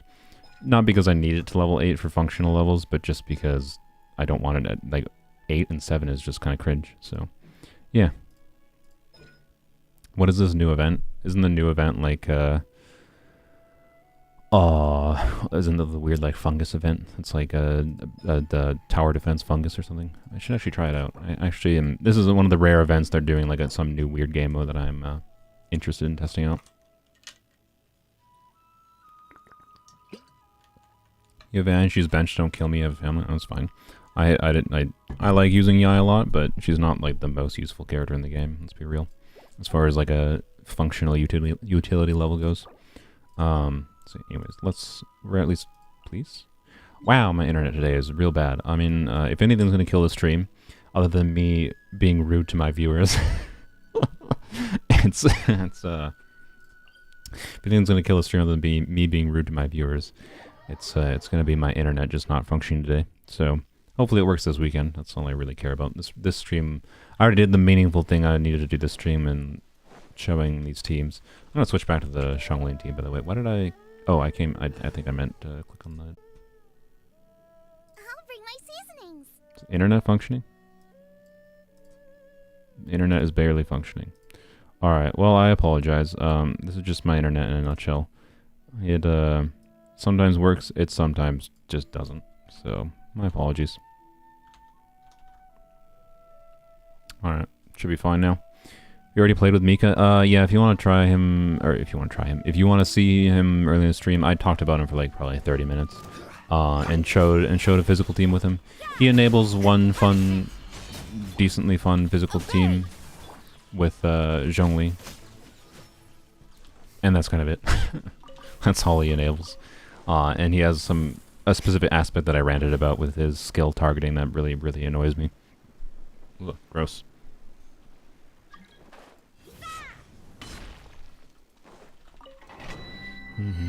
Which male characters out of the playable ones, would you smash, marry, kill? And you can only choose 3. Off the top of my head, I can't. Like, I'd have to go through a list of them to be able to tell you, do a smash, marry, kill. Anytime anyone says anything other than marry, kill, it's just like an obvious form of just like, come on, just say the F word. And I know I just did the beep there, but I did it for the funsies. That's the main reason I have the beep button. Just for the funsies. I don't remember what the enemies are here, but we'll see how it goes. Of course, I don't have my burst up on Shen or Rosaria because I just used it against those slimes for some reason, I think. Oops. Probably have to do at least 2 runs here, I'm guessing. We'll see though. Really? Alright, there we go. Let's start the rotation over proper. Let's see. Get him over here because I think there's 2 Fatui Pyro agents that spawn here, but anyways. Can I switch? Oh my god, my internet. Alright, well, this stream might be ending sooner rather than later just because of my internet not functioning. Jesus. I can't even switch characters now. That's never a good sign.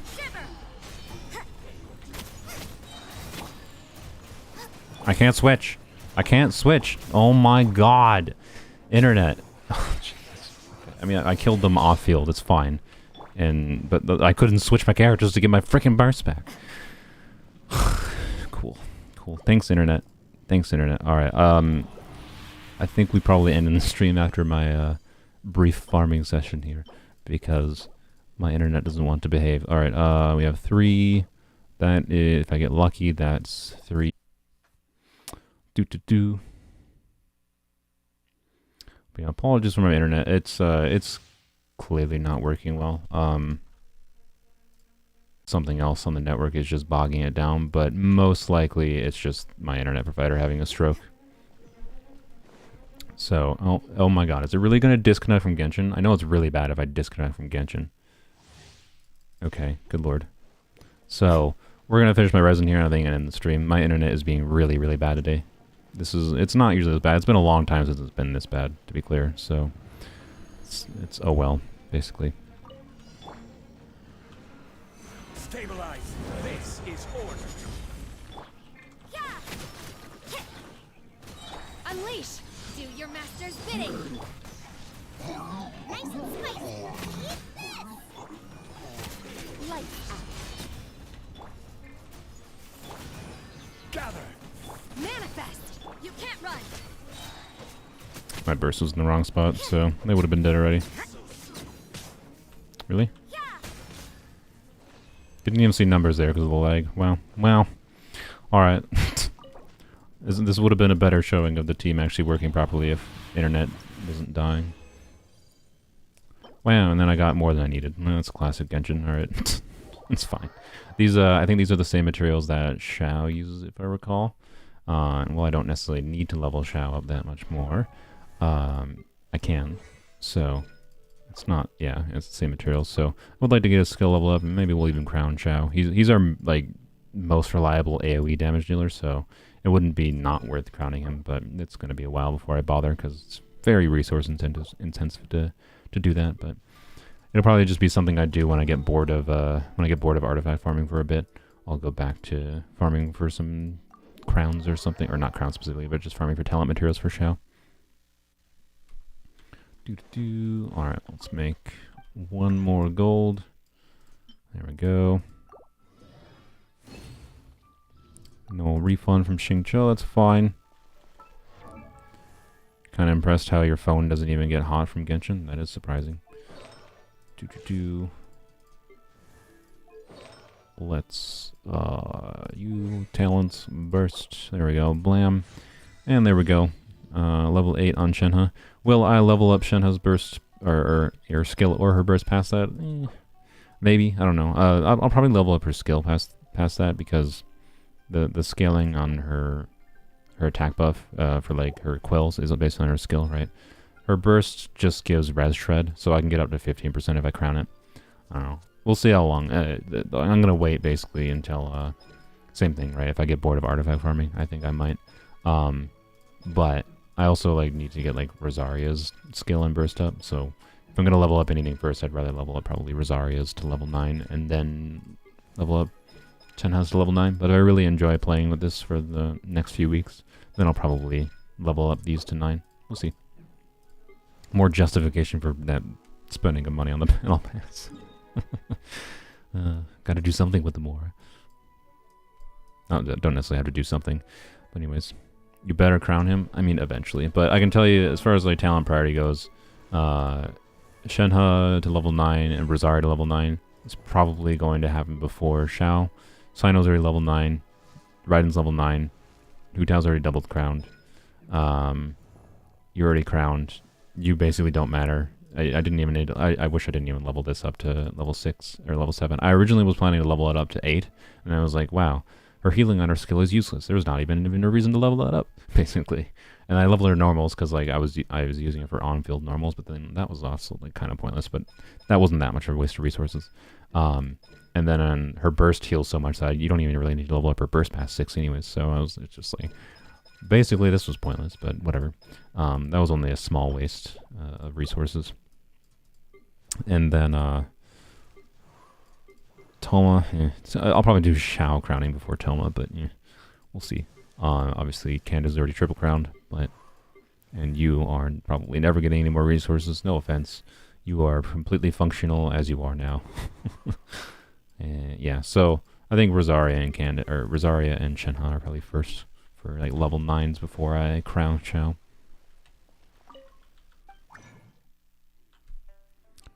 You might be fine with getting Shenhe cons, not like you have anything better to pull anytime soon. Yeah, that's true. That was part of my reason I went to pity in the first place. My problem now is I have a guarantee, right? And one, I'm not going to feasibly be able to get to pity without whaling anyways, so I don't know. It's probably I'm probably gonna continue wishing realistically. We'll see at least what we get. If I get C6 Mika, I'm just gonna stop though. I would be fine with it basically, right? If I'm doing single pulls, like, screw it right now. Why not? Why not? If I'm doing single pulls and I get a Shenhe, whatever, it's fine. But realistically, I'm probably not gonna get C1 Shenhe, and even if I tried to go for it, probably not gonna get it because I would basically have to get an early at this point. So, yeah. Oh well. I also, someone commented on like my wishing video, and I didn't think about this. I forgot that Xiangling would show up in the Starglitter shop, and her C6 could actually be useful for like when I use Xiangling with Hu Tao. so not the most valuable thing in the world, but it would have been nice to have. It would have buffed Hu Tao a not insignificant amount when I use her with Hu Tao, but it doesn't buff herself, so it's not the end of the world. Basically, I'm sure I'll get it eventually, just from random wishes. But yeah, I probably should have. Point is, I probably should have saved 34 Star Glitter, because I think Xiangling is in the shop in like June or July or something like that, and I'm probably not. I mean, look at my Star Glitter now. I have 0. So, you know, oops. Oh well. Where'd my mouse go? Oh, there it is. All right, I lost my mouse for a second. All right, I think we're just gonna go and do Guild of Dreams and then end off the stream. Although now my internet's been working the last few minutes, which is funny, classic. But whoops. Reason I want Guild of Dreams is I just want to slightly improve Rosaria at this point. If I also get a better, like say a timepiece with ER in Deepwood, or even just more, or even just heavy crit rate substats in certain Deepwood pieces for Yao Yao. I could remove the current ER timepiece I have on Yao Yao. So currently I have, is it this one, which is an odd piece timepiece. This is heavily carrying Yao Yao's crit rate, so obviously want some heavy crit rate for enabling Fab Lance. This would be nice to be able to have on someone else. I just have the flexibility of using on someone else, right? So even, but right now it's not really strictly necessary. So my point is I get value out of Deepwood, a little bit of value out of Deepwood, and then I'm kind of sick of Emblem, and I would kind of like some improvements for Rosaria on her Guild of Dreams set. The flower is really good, and I don't really need to improve that. I could use a better feather, but this one is also not that bad. Timepiece is definitely the most meh piece.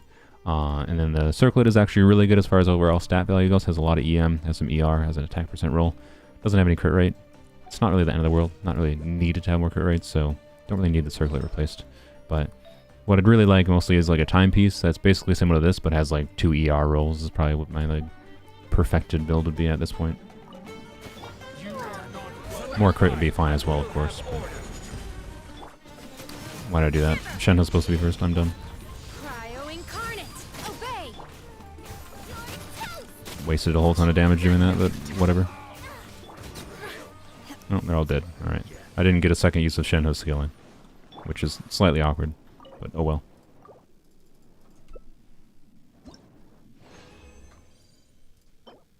Meh.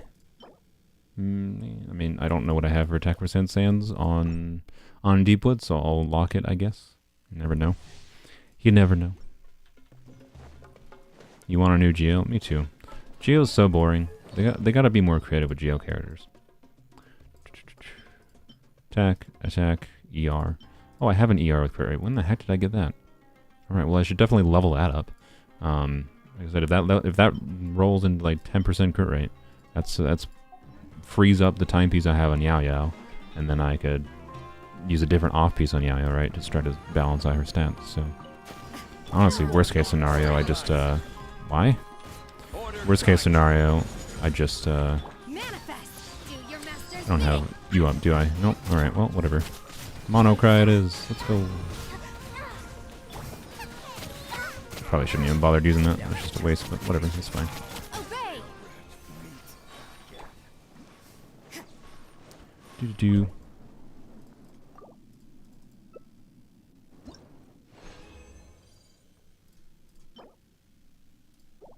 Meh. I don't think I'm bother with that one. I don't know what I have for crit rate circlets on Dendro or on Deepwood, but meh.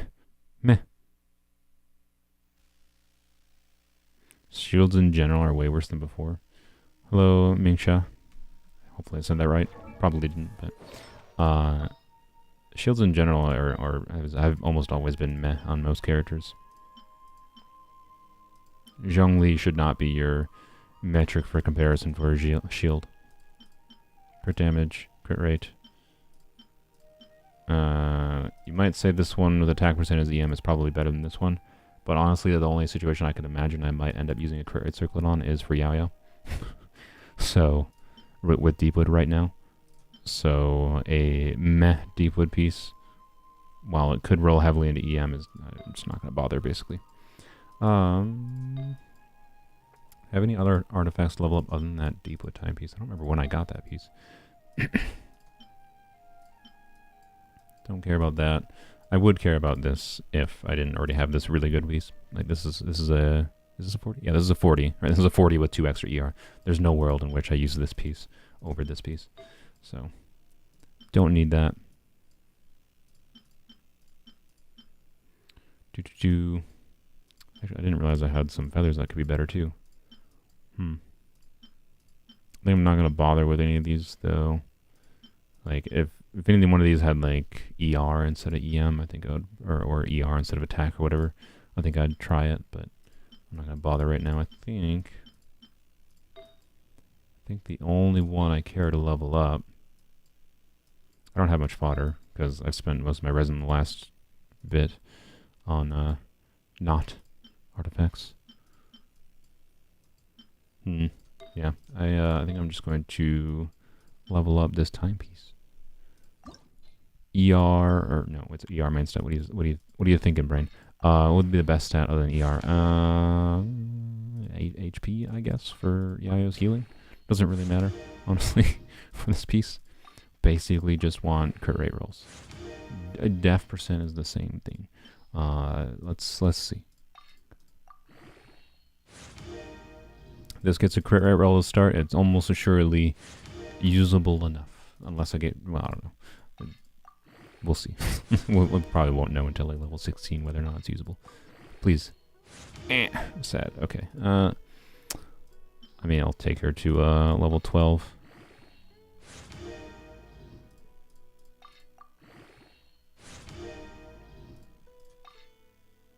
Let's not use all those. Hey, crit rate. Alright, you know what? Sure, I'll still go with it.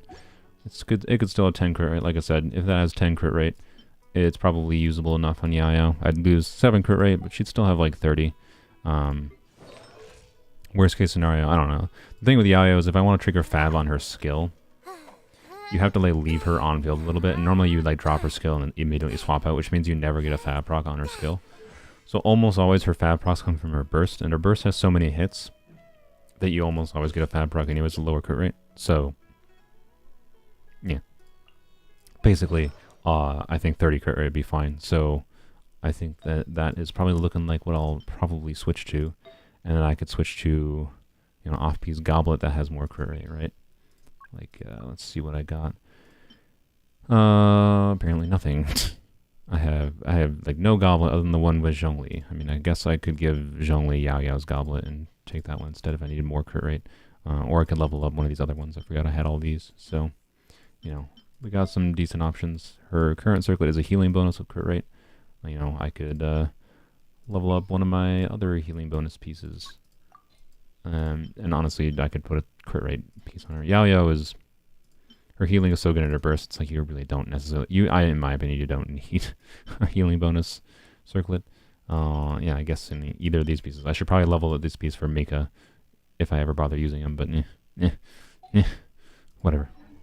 It works. Alright, since my internet is working okay the last few minutes, I'm gonna go to the Abyss briefly. Actually, you know what? No, instead of Abyss, let's do this event on stream. I might do this on... quick start. I might do this on, the weekend stream on Weapons Only too, to be clear. But I'm actually interested in seeing what the first bit of this event is. and then maybe if my internet holds out, we'll try this team. We'll try this team in Abyss real quick.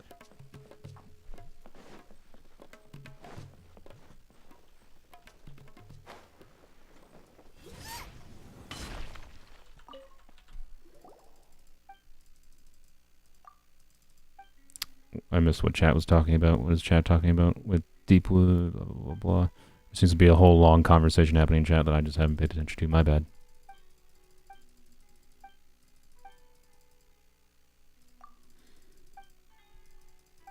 We're talking about the Deepwood stuff for crit rate circlet, Chadachi or Chadachi. I could use a crit rate circlet. I just don't even feel like leveling it up right now. Right. I don't think it's necessary for having an R1 fav that only triggers every 12 seconds anyways, which is, you know, once per rotation on using Yaya's burst basically, because I'm basically never going to use it. She's not because her skill, unless you're leaving her on field while her skill's active, is almost never going to trigger fav lance. Crit rate does not have as much value, right? With an R5 fav lance, when I could more easily get when I can more easily get fab procs with her skill, crit rate I think has a little bit more value, but has less value than I originally expected when I first built her, basically, is all I'm saying. Having used her a bit now. Alright, so right now we only have cryo totems that deal cryo damage, and yeah, okay. We have a healing fungus and a damaging fungus. Deals pyro damage, and everything else is locked. Alright, sure. So it seems like the fungus mechanics from that previous fungi event, where you were using fungi, like ordering fungi in combat, hydro, whatever. Yeah, I mean, I just want to go.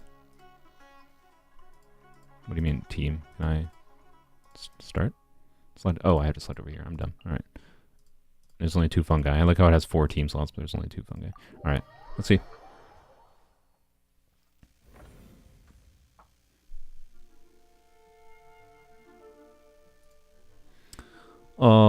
Direct your little fungi to deplete all the Mechanici. Your fungi will choose the nearest Mechanicus, and you can use white indicator lines to track the current target. And they will target little fungus. Okay, yep, with red indicators. Alright, so lines indicate what they're targeting. Can you control who they're targeting? Click on the avatars, use the number keys, or directly click on to switch between the fungi you control. Okay. Click any spot in the field to direct your little fungi to move that spot, or to start attacking them. Okay, you can. Use gels to instruct the fungi to... Okay, so you have a limited number of gels that I'm assuming refund. You can use whatever the heck this is to be able to get more gels. Okay. And you gain them over time. Alright, so basically just a refund any energy mechanic for using your abilities, other than just having them auto-attack. Alright. Certain skills must have a target selected before they can be used. Okay. Cool. Alright. Click on, and then you can click on that, right? And then you can use E. Certain skills required. Click on a Mechanicus. Okay. Oh, that's an AoE move. Nice. Okay, cool.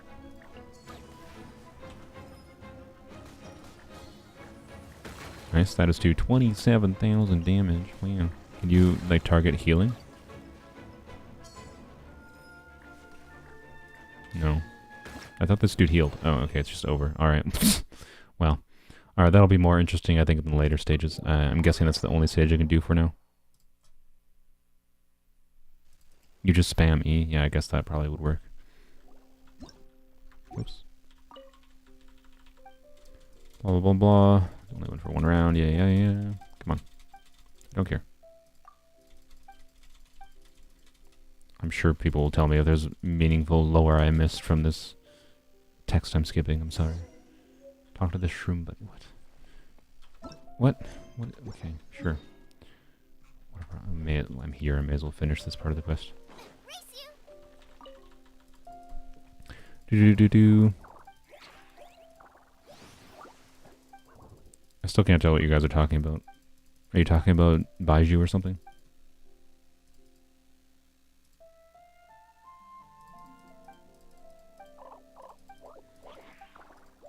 Low effort Digimon lore. True.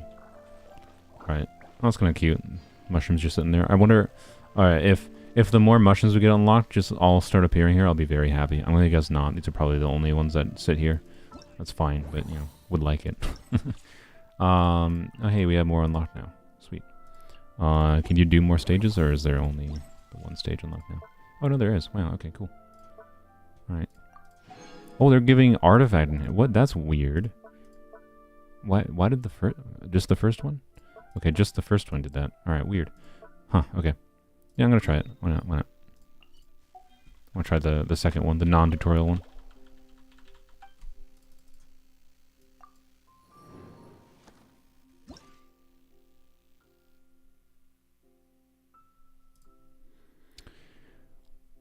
I don't know why my brain just computed there. Recommended is healing. I couldn't tell how it healed, by the way, and I don't know how relevant the healing is. I'm going to guess. Full damage go. Screw your healing recommendation. Actually, wait. There's Hydro. There's Pyro things. I imagine Hydro does more damage against them. I don't know. Okay, sure. We'll use a healing one. There we go. Alright. Are they resistant to Pyro because they're... I don't know, whatever. Oh, no, whatever, it's fine. We'll try it. We'll try it, we'll try it.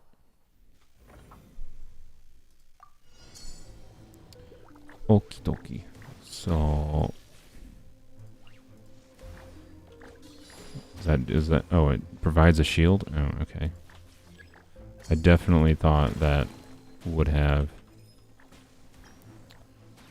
What, can I grab this? Ah, I see. Okay, you can direct them like that. Okay, cool. Cool.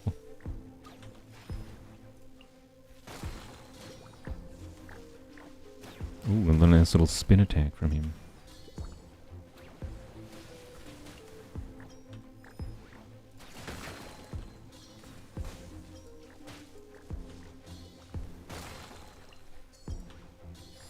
I don't know if the shield is that valuable. I think the Geo Boy does not seem the most useful. Methinks.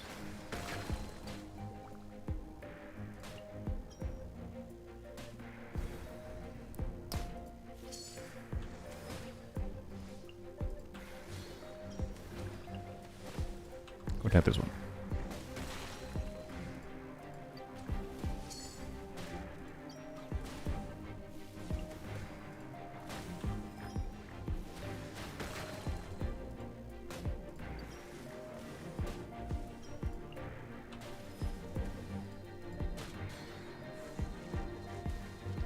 Did you not use your skill? Please. Oh, I had to target it. My bad.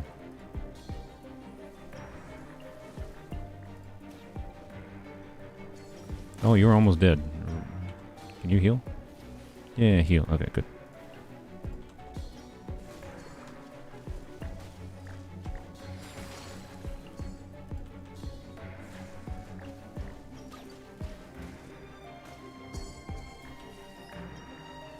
Yeah, there we go. Not too bad. It's kind of fun. I don't know.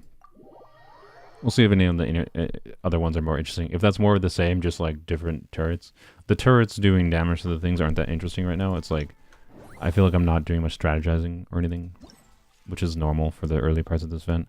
So the question is, how many of these do I have to get into before one of them actually feels like it's interesting and not just like, I just have to like click buttons for 20 seconds. Right, because that's what they do a lot. They have like, here's like 5 tutorial ones, and then here's 2 that actually take some amount of effort to try to complete. That's what they feel like most of the time to me. That's the same vibe I'm getting so far. These kinds of events in general that do something weird like that, right? It's like, yes, you got to teach the player how to play this new thing, but like also, you can make it slightly more difficult, methinks. But anyways,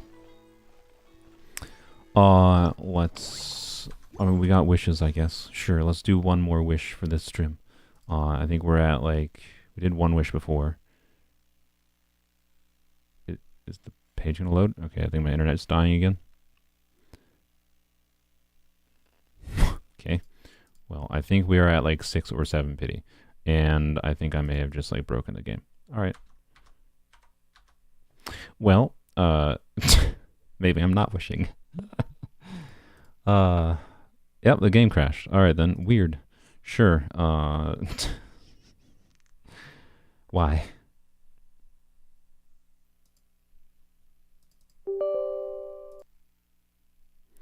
Do one wish. There's a chance for the 4-star. There's a chance for the Mika there. I don't know. I don't know. If I don't get Mika in the next 4-star on the banner, I don't know. I should stop, realistically. It's just we're in a weird situation of like there's nothing more we need to be saving for other than new characters, right? And like getting Toma constellations would be nice, but I don't think I'm going to, unless Toma's on a banner with like if Toma shows up with Raiden or something again in a month or two, I'll consider wishing on it because like it's not like Raiden constellations are worthless, but C1 Raiden's kind of so yeah, right? Like I'd rather have a C1 Shenhe than a C1 Raiden, but.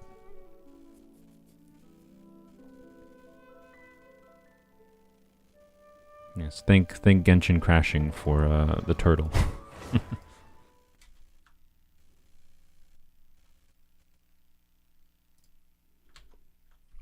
And now blinding white. Probably should have left the turtle up until it finished loading, but I like blinding my viewers. It's fine.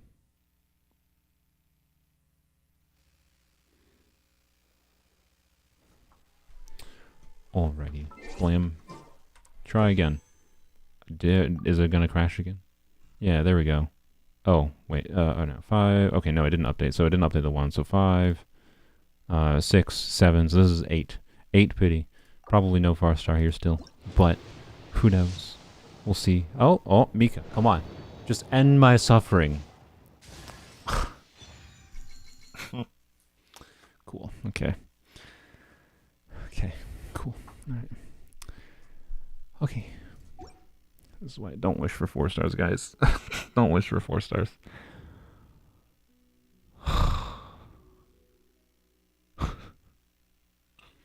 Don't wish for 4-stars. We got 5 copies of Mika in like the 70 pulls it took to get Shenhe, right? And then we've gotten 1 copy in now like 80 pulls. Oh.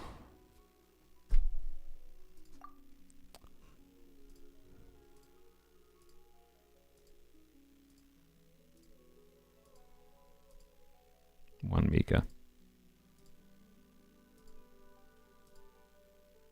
Brutal. Oh, for the love of... Oh, yo. Like, can you just be a slightly less asshole-ish company for once? And, like, put this garbage system... Put this garbage-ass system that you have for 5-star weapons and put that for the character banner for 4-stars, please.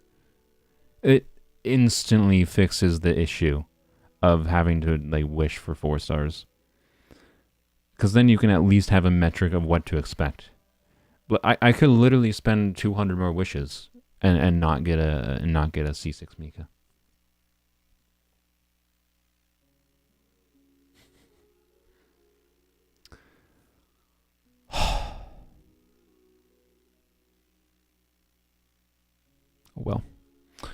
Well, we'll get the, I don't know. I was going to say, I don't know. I know I got the 5-star glitter, right? And I could use that, but being that I just mentioned that, someone commented that, you know, Yanfei, Shangling, when is, let me go check. When is Shangling in the shop? Paimon, like, is there a realistic chance that I have to actually Paimon shop rotation? My logic, this is like probably terrible logic. My logic in July. Okay, so she's in July. All right. My logic in wishing anymore would be for getting C6 Mika, right? If we get an early Shenhe, cool, I guess. If we don't, hey, we have a guarantee. But my logic would be I could potentially get enough Star Glitter to get C6 Shangling in the shop in July. And if I had thought about that beforehand, I would have saved some Star Glitter. But oh well. Oh well.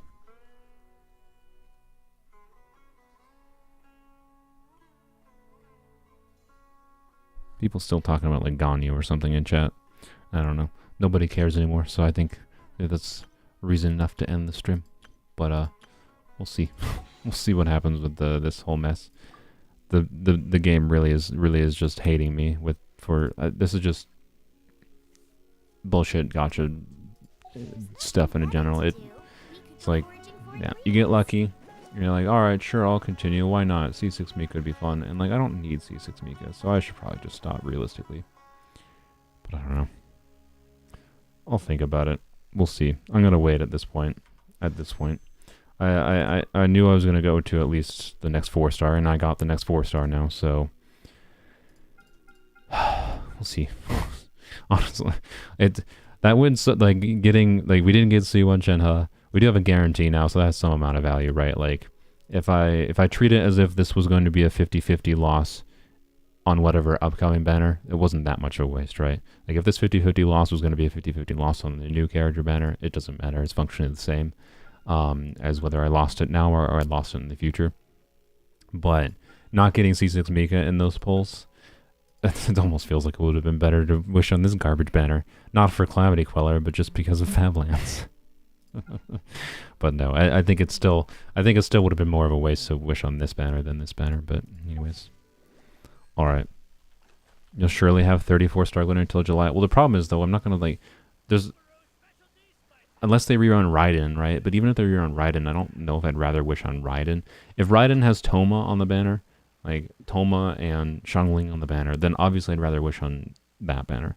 But because then I don't even need the Star Glitter to stay the Star Glitter for July.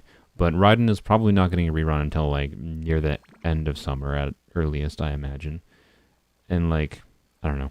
So I think because there's probably not anything we have to save for, but I don't know. We could be ganked. Because the current rumors is that there's going to be a new 4-stars and no new 5-stars in 3.7 and 3.8.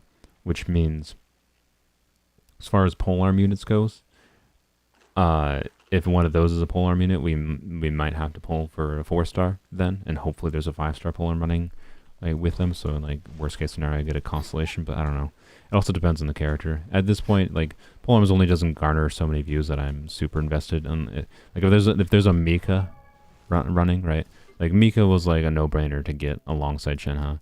But if there's a Mika running on his own and not on a Polearm 5-star banner, or even on a Polearm 5-star, like where I don't want constellations, like if it's on Zhongli, right? If there's a new Polearm 4-star running with Zhongli, unless they seem interesting and I want them for some reason because they have an interesting kit. Like if it's another Animo Polearm user, another Hydra user, another what other element is Dendro Polearm user, right? You know what? Absolutely, I want them because they just having another Dendro, Animo, or Hydra could be really useful for the account, and it's worth it even if there's not a good 5-star with them. But like, point is,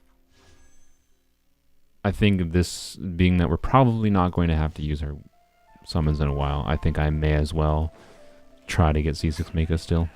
I'm not going to reach pity regardless, so yeah, I don't know. For Peace Blizzard is one of the easiest artifacts to farm. Crit damage is statistically more common than a crit rate.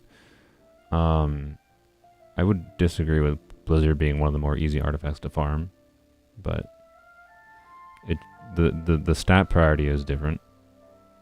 But if you think Blizzard is substantially easier than other artifacts, I'm a broken record when I say this, but if you think Blizzard, not with the Blizzard Strayer specifically, but what I'm going to say after that, if you think Blizzard Strayer is substantially easier to farm than other artifacts, you're probably evaluating other artifacts wrong. Like, just because crit rate has lower value on Blizzard Strayer doesn't make it substantially easier to farm. It just makes it the stats that have value slightly different. So it means crit damage and attack percent are more of a priority over crit rate, right? But that doesn't mean other artifacts don't have value for attack percent. Like so many people undervalue attack percent on at least normal attack scaling characters on other artifacts. So anyways, I digress. And you still probably want ER oftentimes a little bit on many characters who want Blizzard Strayer. So like just it's still not necessarily any easier to optimize a damage focused build that wants a good balance of crit stats and, you know, other stats on Blizzard Strayer than it is on others. I'd say slightly easier, slightly, but not enough that it's like, oh yeah, Blizzard Stray is easy to farm for, right? So anyway, you know what I'm gonna do before I end it up? I'm gonna go try in the first chamber. I'm gonna try the first chamber. We're gonna try this team.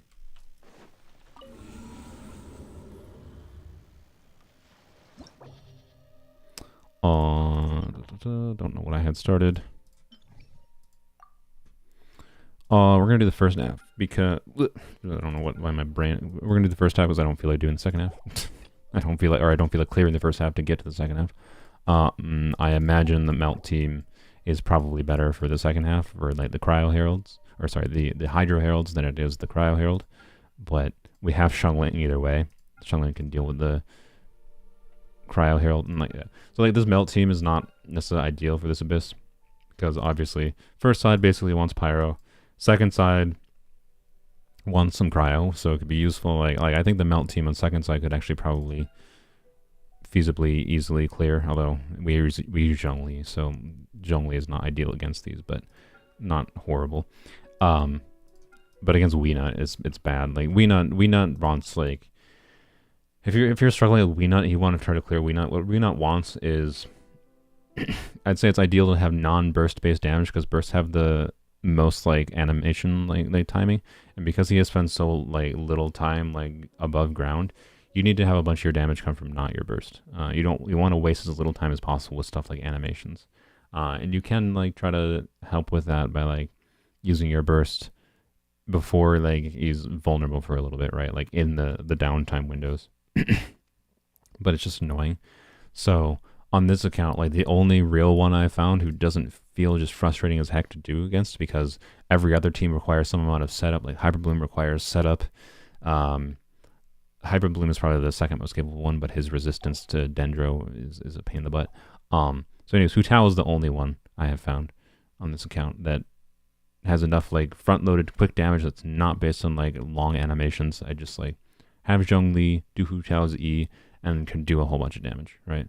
And there's some particulars I was doing. I was doing Hu Tao, Xiao, Rosaria, Zhongli to clear Weenut with 36 stars, and I could relatively consistently get some Pyro Swirl going, thanks to like Hu Tao's Blood Blossoms that get applied, and get decent damage on him between his actual like main downtimes, and I was able to kill him in 2 rotations.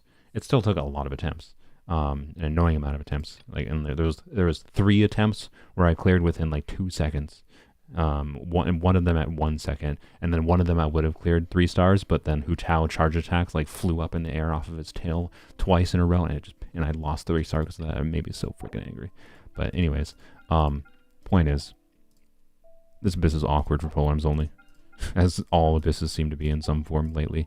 So I don't think the Melt team has any obvious place right now, because like against Weenut, too much setup. Second half, first chamber might be fine though. But anyways, I'm just gonna try it against first chamber to see what happens.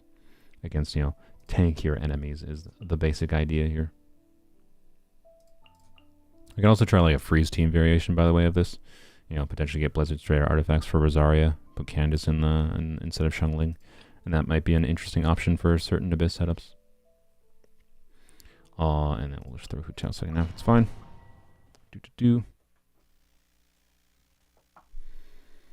ER. Oh yeah, and the one of the cards, I remember this because they were all the same. The cards that showed up on every single one of the chambers on the 36-star attempt for Weenut was sprinting damage plus 20%, sprinting damage plus 20%, sprinting damage plus 20%. The same frickin' sprint damage sprinting gives you 20% plus damage on every single one, which is not bad. It's not the worst card, but like also not what I needed. Obey by ordinance divine. Judgment. I didn't Shungling first. I'm an idiot. All right, whatever. Manifest. Gather. I don't know why you are all the way over here, you butthole. Obey. Flowers in Gurabad!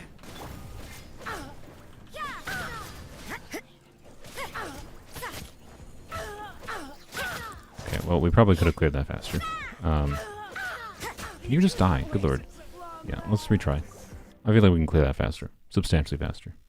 We can get that clear within 30 seconds. One, I could just be more aggressive on that. I should have done charge attacks or whatever, right, instead of normal attacks against her. Or just used more abilities. Your coming was foretold. Stabilize. I will have order. Do your master's bidding. Unleash judgment. I didn't Changwei again. Why? What? Brain. I've literally been using this team the past like week or the past few days in Overworld. Not the week, like 2 or 3 days. And I've gotten used to using Shenhe into Xiangling, into Rosaria, and then for some reason now I'm doing the wrong thing. Good job, Brain. Good job, Brain. Now I wait 5 years for cooldowns. Your coming was foretold. This is order. Cryo incarnate. Manifest. Oasis. Shiver. Yeah.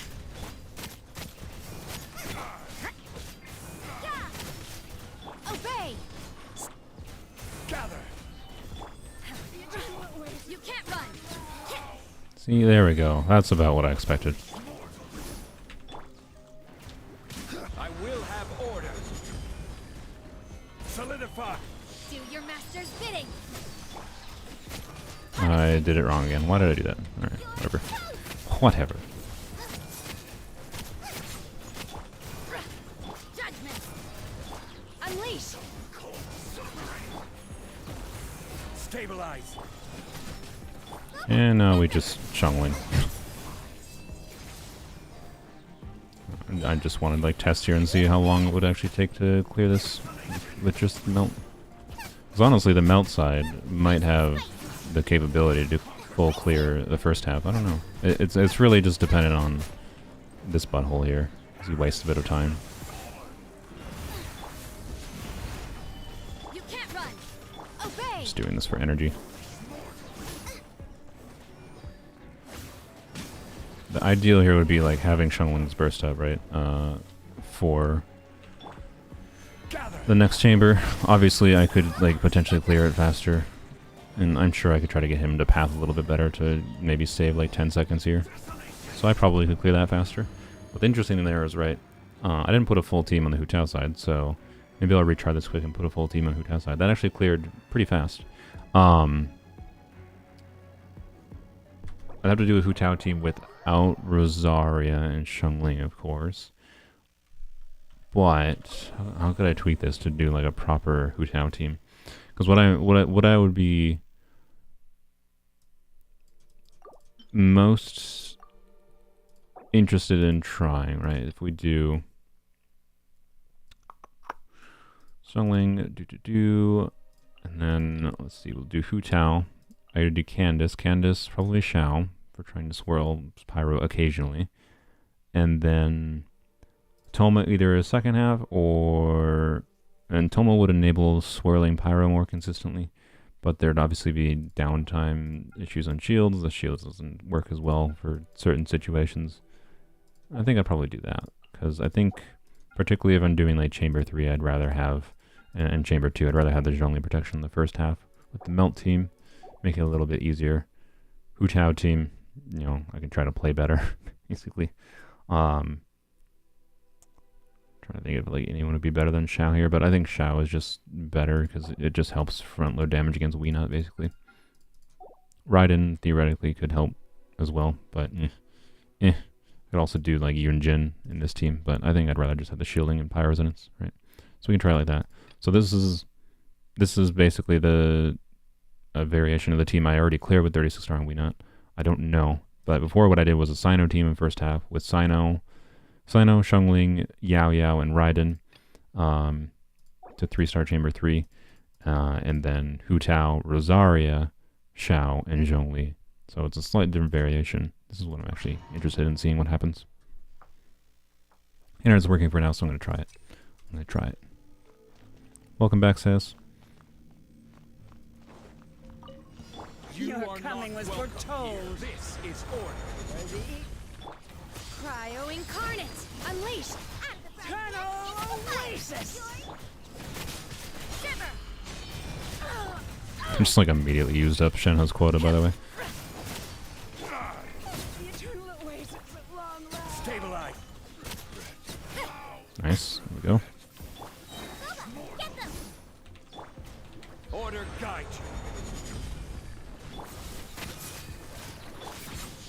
Dominance divine.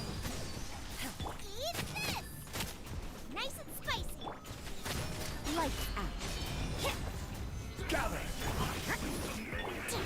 Obey. Judgment.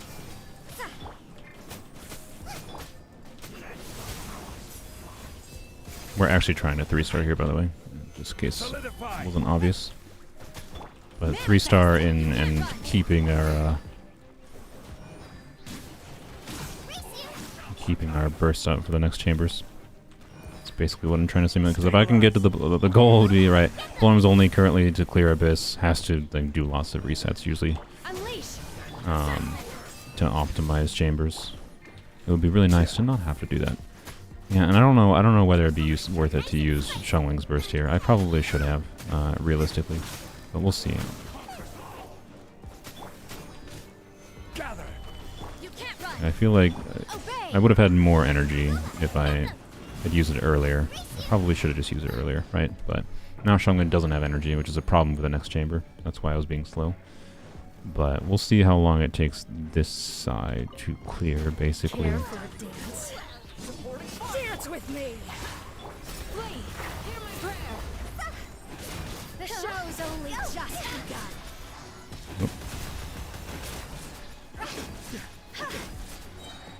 Time to go.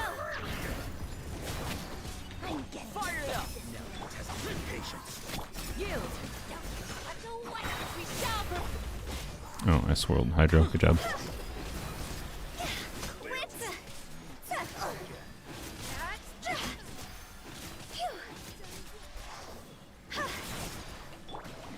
Really?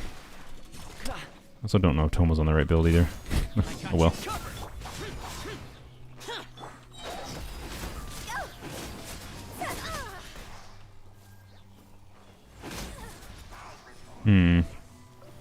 Without Cryo on this side, I don't know if we can deal with the Hydro Heralds. Yeah. Okay, that's fine. Yeah, I don't know. The combination of double, I say Cryo Heralds, the double Hydro Herald is so annoying. Like, especially when you can't like properly proc Fav on them, and they have slowing water going on. It just makes them really annoying to deal with. I'm gonna say it's impossible for these combinations of teams to be able to 3-star this chamber, but it's too much of a pain to try. But I want to try the next chamber though. Grant us your blessing. I don't know why I bothered with that. Hu Tao's on instructors, by the way. I could increase, or Hu Tao. Candace is on instructors. Check this out. Bro, really?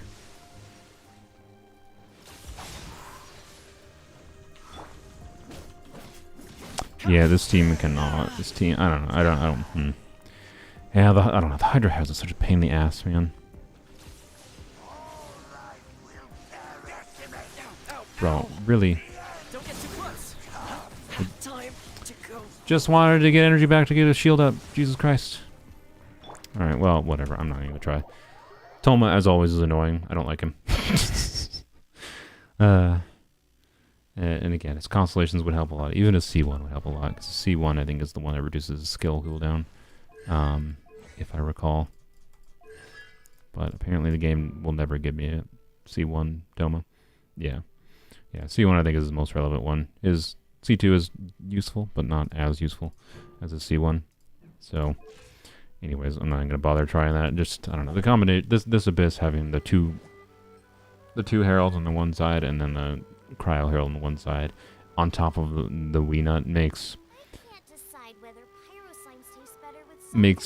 the teams needed to clear both sides without having to do resets.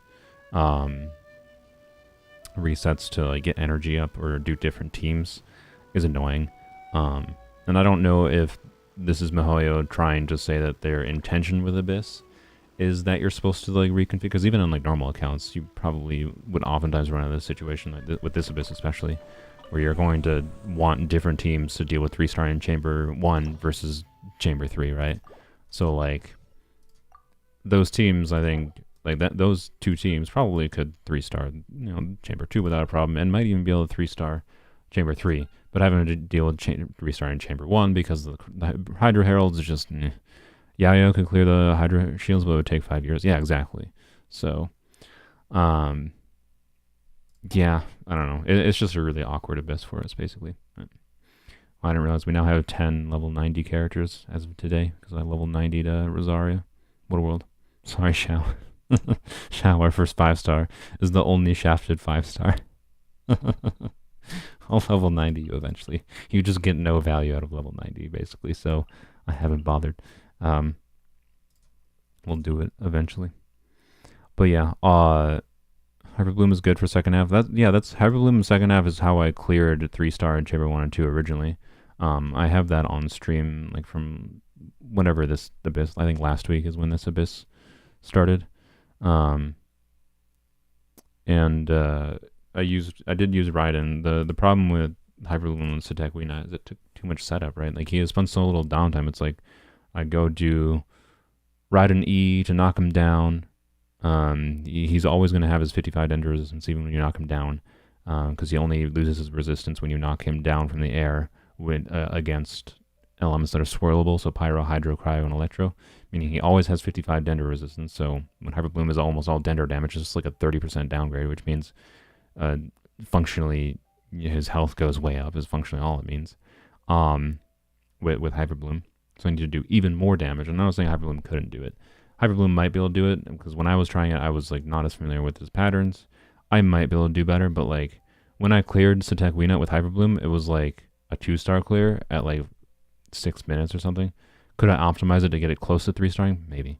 But it's just awkward because, right, I have to do the setup of like Raiden E into Candace, apply Hydro, and I have to wait until he is down, right? Into Yao Yao, into, Yao Yao Burst, and into switching between the characters. Like, our Hyperbloom team on this account, the way to maximize the strengths of our Hyperbloom team is in AoE situations, because Candace is much better AoE Hydro than single target Hydro. Go figure. She has AoE moves, AoE Hydro, both with her C6 and when you switch between her, between characters to trigger her burst.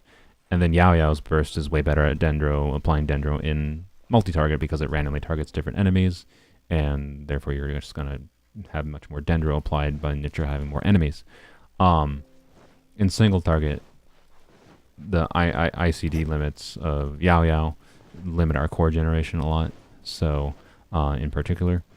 And then Candace also becomes slightly worse in AoE, or in single target. But I think Yao Yao is the main limiter actually for our single target, because we have C6 Candace, we have enough Hydra application single target. We just would need more Dendro application. But anyways, point is, I don't know if it's impossible for Hyperbloom to clear Weena on this account. It's just hard. That's all.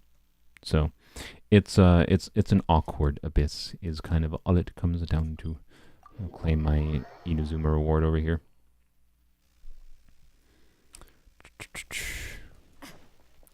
Alrighty. Well, anyone want to see anything else with any of the teams here today? I could try the. I guess I could try to end it off. I'll try the no protection team. I'm gonna have to go refund our burst quick.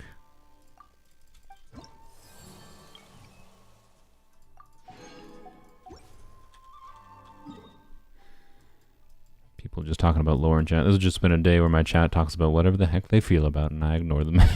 That's fine. For a stream that had an actual focus, it's fine that the chat is just doing their own thing. Sometimes, though, I rely on my chat, I think, a bit much to talk about things. And it's just like when I don't have anything specific planned. Like on this weekend's streams for Weapons Only. This weekend's streams for Weapons Only is just going to be... I don't know. I haven't planned. I don't even know what I'm going to title them. I'll figure that out tomorrow. Alright, let's go... I think here... No, there's enemies right near this waypoint, isn't there? Yeah, there is. Okay, good. Some of us are paying attention. No, I know. I didn't mean you guys weren't paying attention. I just meant having a stroke. Alright, there we go. Burst up. Don't really need who does burst up. It's fine.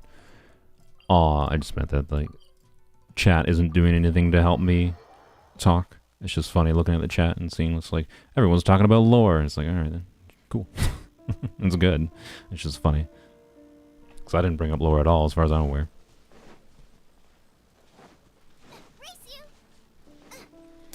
Okay, let's go to Midnight Masanori again. I don't, obviously this is just the first time I'm going to be using this team. I don't know exactly how it would rotate. I would guess... Sorry, King, we love your teams, no, it's fine. I was just asking if anyone wanted to see any more teams, if they had any. If you have any other ideas, anyone else you want to see, I haven't messed with it anyway. I could try something quick, but... Yeah, so this team's rotation, I think, is basically going to be Shenhe, QE into... Probably Shenhe, EQ into Xiangling, EQ, or QE. Well, no, it'll be EQ because we don't have Favonius particles from Shenhe to worry about right now. And then into Rosaria, EQ, into maybe Shenhe again. And then once I get Shenhe's extra skill, then I switch to Hu Tao, is what I'm thinking. Whoops.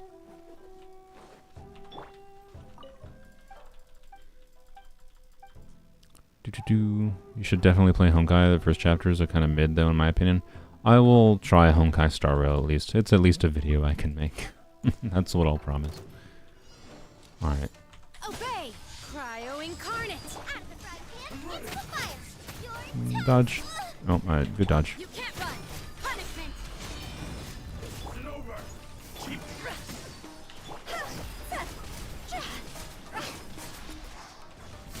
Ow. Can you switch to your next phase? Thank you. Yeah, we still have the problem of, because we don't have the ability to like just freely switch to Rosaria to do extra skills. It's harder to get energy up on Rosaria, especially. By ordinance divine. Oh, I meant to switch to Xiangling.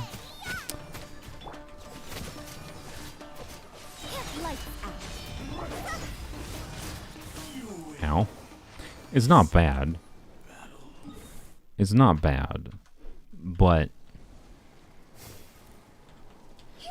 I don't know. That didn't feel that nice to play. I doubt that's the team I'm going to play very often. In fact, it'll probably be deleted from my team list here sooner rather than later. But most of these teams I like. Right. So I have just Candace, that's just main DPS, or on-field DPS Candace, normal attacks, Vaporize, forward vape, Sino aggravate, and this is Hyperfridge, and this is occasional vape, yeah, where I can occasionally vape with Hu Tao, and I get some freezies. This is basically, I just made this team because this is my team I was liking a lot for Overworld, but for now I'm going to stick with the current Overworld team I got going. Although I think I might put Candace back in this Overworld team, just to try it, because freeze is nice for Overworld, basically. It is kind of all my logic is, and I don't necessarily need the occasional melts in Overworld, so I think it might be more valuable to have freeze in Overworld, so I might just swap the melty time to have Candace for a little bit. And then physical team, Surf and Zhao is just Xiao with why did I name it Surf and Xiao? I do not remember why I named it that. I think there was a logic behind naming it like this, and I don't remember what it was. Oh, why not both is just a variation of Hybrid Bloom, but with riding on a hybrid build to try to get like 60 to 80k bursts on her damage, while also getting good Hybrid Bloom damage. It's a fun team. Physical is physical, melty is melty, and then this team is meh. So I think I'm gonna probably kill this team. So yeah, this team thus far is the main one. I think Shenhe is really fun with, and enables to that's actually properly using Shenhe's kit, and I quite enjoy it. The only other variation I haven't really tried is freeze, but it's the same thing fundamentally. It's not really that different, other than we're doing freezing instead of melting. And that's kind of it, right? Rosa 52k. I can get more than that. I think when I tested when I tested it against Raiden, I got like 70k, and that's without like trying to go for a nuke or anything, right?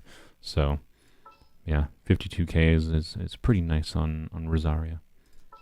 Why am I on this team? Switch back. So I don't know. Maybe I think I'll try a little bit with Candace here. I think I would need to put Candace back on 4-piece emblem instead of Instructors. Instructors is obviously pointless in a freeze team. But yeah, I don't know. I quite like Shenhe. It's fun. It's been fun. I have no humongous complaints about her. She's obviously niche. I mean, if I were to change things about her kit, I would probably change things about her kit to make her more generalist. I think her trigger quota is a little bit low, personally. I wish it was slightly higher.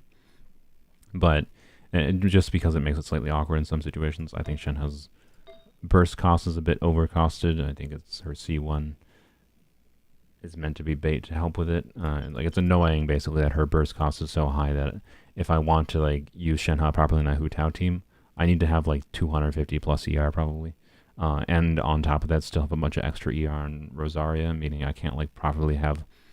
I can't get my same 50k melts, right, on my Hu Tao Shenhe Rosaria team versus the Xiangling team, just because I need so much more ER because of the rotational issues. And it's annoying. And it's annoying not only because of that, but because of the fact that I have to change my artifacts then if I want to do that, right? So even if I have the artifacts for it, which I probably could do, right? I could force Shenhe to have more ER. Well, maybe not. But I could definitely force Rosaria to have more ER. It's just like, now I have to, like, just because I changed one character in the team, I now have to, like, deal with different artifacts. And fundamentally, it's mostly just because of how ER heavy Shenhe is. And, like, I don't know. Well, obviously, Rosaria is her own issue. We might get C4 Rosaria could fix our ER issues with Rosaria too in the future in that Hu Tao team, but not necessarily fixed. But either way, you get the point. I think my two favorite teams I'll probably prefer using Shenhe on are just this freeze team and then the melt team. So she doesn't enable anything super crazy, but she's fun and hanging. She looks pretty, so it's fine. And she has a movement ability for Overworld, which is nice. And she's a character I don't really, unless I want to try something, just, lol, let's do physical Shenhe build or whatever. She's a character I don't have to ever switch the artifacts on, which is also an upside.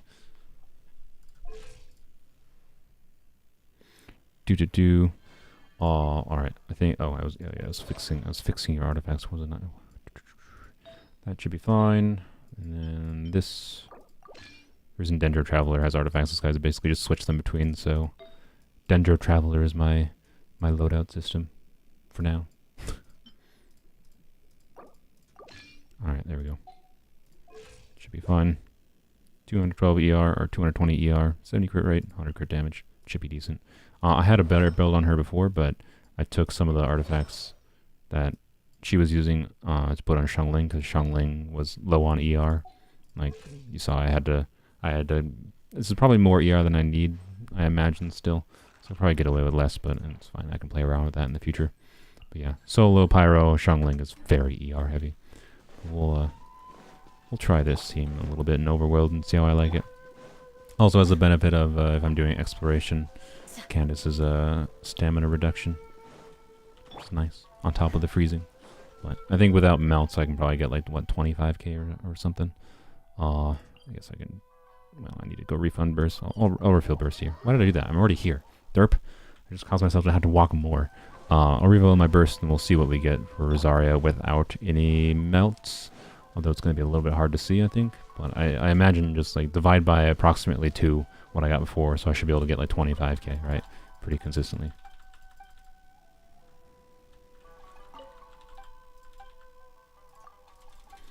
And here is my problem of never ending the stream. Do your work. Obey. Steam does have the slight upside also of having an extra Favonius user, since Xiangling wasn't on Favonius. Manifest. Judgment. Alright, here we go. Okay. So, let's try this. Stabilize. Yield. We shall unleash. Do your master's bidding. You can't run. Punishment. Obviously, Masanori can't be frozen, but Obey.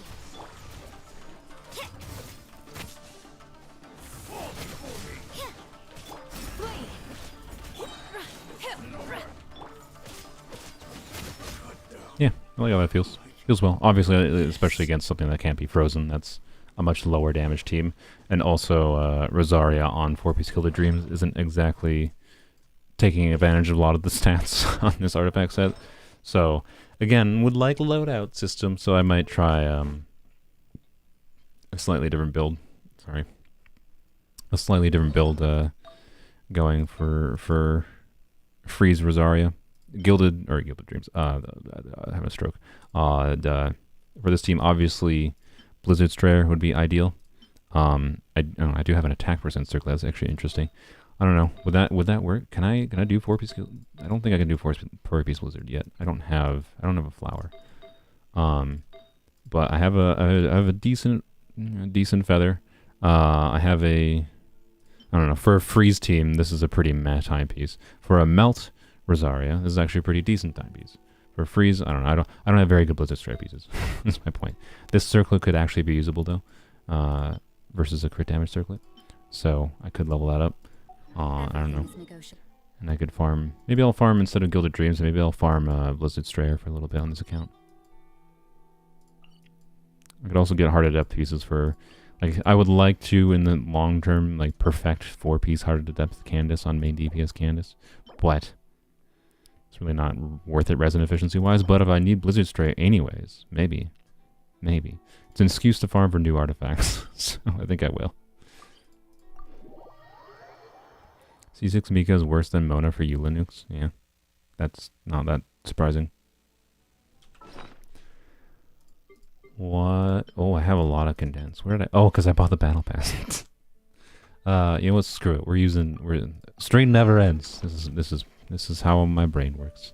We'll switch back to the melt team for the Blizzard Strayer domain, but screw it. We got a dream, and our dream is getting some cracked Blizzard Strayer artifacts to do 4-piece Blizzard Strayer for a freeze Rosaria. So I imagine we can get a freeze Rosaria probably to do like 30Ks with Shenhe should be very achievable. Alright, we're currently doing 25K with Gilded Dreams where a lot of our stats aren't being taken advantage of with freeze. So with a Blizzard Strayer set, I have a really good goblet for a Blizzard Strayer Rosaria. I'd probably switch to Jade Spear. I imagine would probably be best. Just to take advantage of the base attack. So, yeah, another upside, yeah, I guess of doing a freeze Rosaria is I can give Sino his weapon back, so I don't have to worry about switching crap around as much. So, and it might feel better in Overworld, but we'll see. So you know what? I've convinced myself. It's worth it to go for Blizzard Strayer or Freezy's Rosaria. I don't have Xiangling's Burst up. Slightly awkward, but oh well. You can't run. Solidify. I'm not gonna even bother with Xiangling's Burst at this point.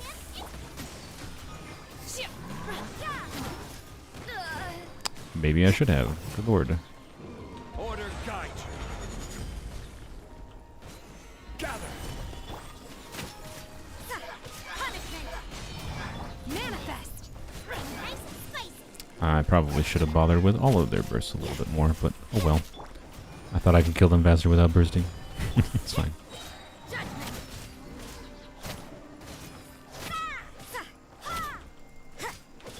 What am I doing? Obey.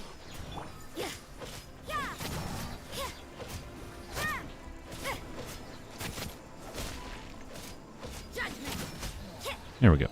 Alright. Next one we'll properly use our burst.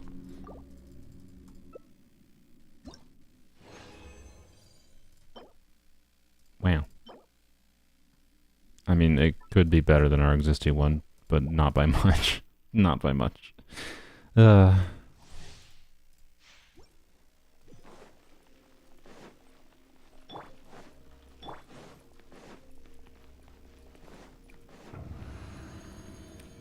let's do this properly now. This is order. Unleash! Do your master's bidding! Fire! Shiver! Manifest!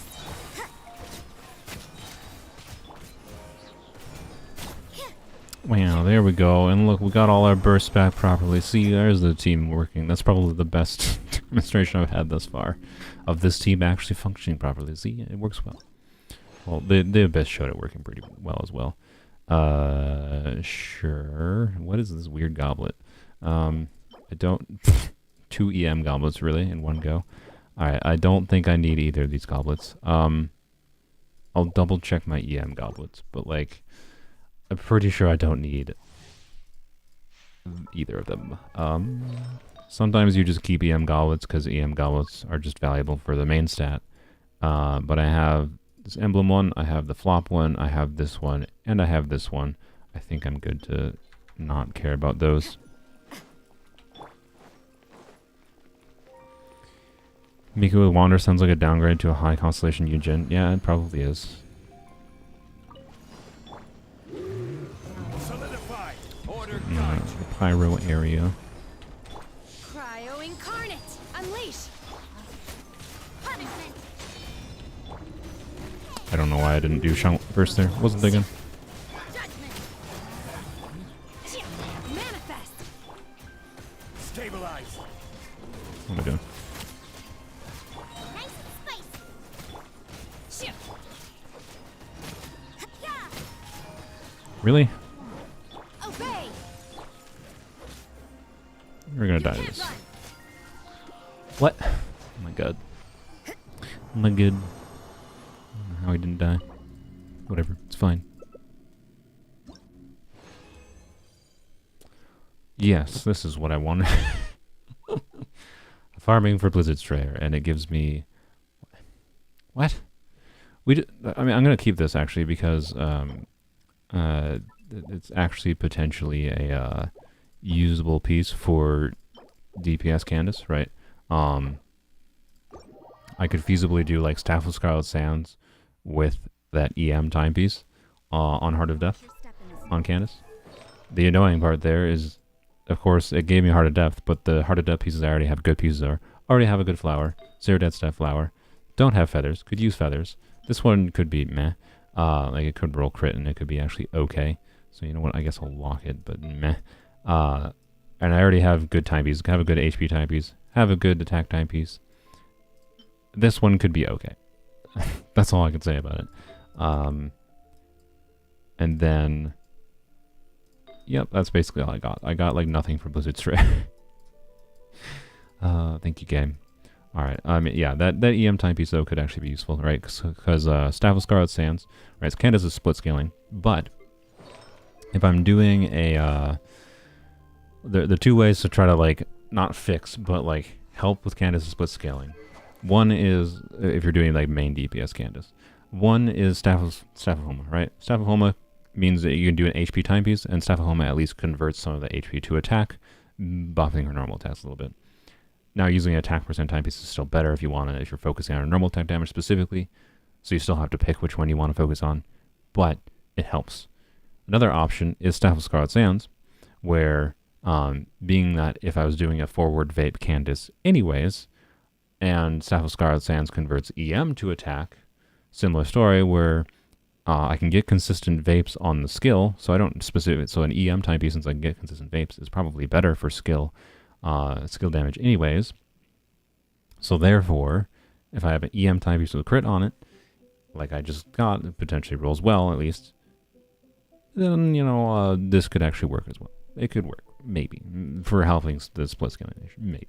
Would it be better? I don't know, because a lot of Candace's normal attacks are not going to vape, but it might be it might be a reason to do more charge attacks on like a main DPS Candace. So genuinely, that EM timepiece could actually be useful. Is all my point. So that's something. I should probably not spend any more on it, but screw it. We're doing 3 more. We'll save 1 because I don't know. Maybe I'll need 1 for a rainy day. I like saving at least 1 because there's so many situations. It's like, I farm for X material for whatever character, and like, wow, great. I ran out of my daily resin. All I need is like 40 more resin to be able to guarantee getting like this talent leveled up or something. So I'm saving at least one for that. That's all. Bye, Sapphire. You're not missing much. As soon I swear I've said this like 5 times in the stream for like an hour, but I'm ending the stream after I finish these artifacts. Okay. Solidify. I will have order. Do your master's bidding. After into the fire. Lights out. Oh. You can't run. Gather. Boba, get them. Judgment. Easy peasy.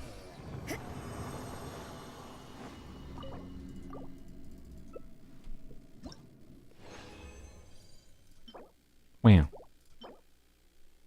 Maybe. I mean, again, if I get a more crit damage heavy one, then maybe. But like, I really don't need the. That functionally is a 2 dead stat piece for what I'm farming for right now. So thanks, game. And especially since the main thing I want is like a flower. The flower is the #1 thing I need to at least enable testing out of 4-piece blizzard. Build on. Well, my timepiece is pretty bad. For what am I doing? Unleash. Cryo At incarnate. least for a freeze Rosaria specifically. You can't run. Manifest. Can you calm down, sir? Judgment. Oh, I goofed up this one. Can I? Really? How's Gopin not up? You can't run. Just wasted all the time in the world with that one. Whatever. I should have just used another. I should just done another like full rotation. It's fine. It's fine. I'm still getting used to playing this team. Okay, that's my excuse. Also, I didn't really want to use burst because if I didn't have energy up for the next one, but it probably would have been fine in that situation.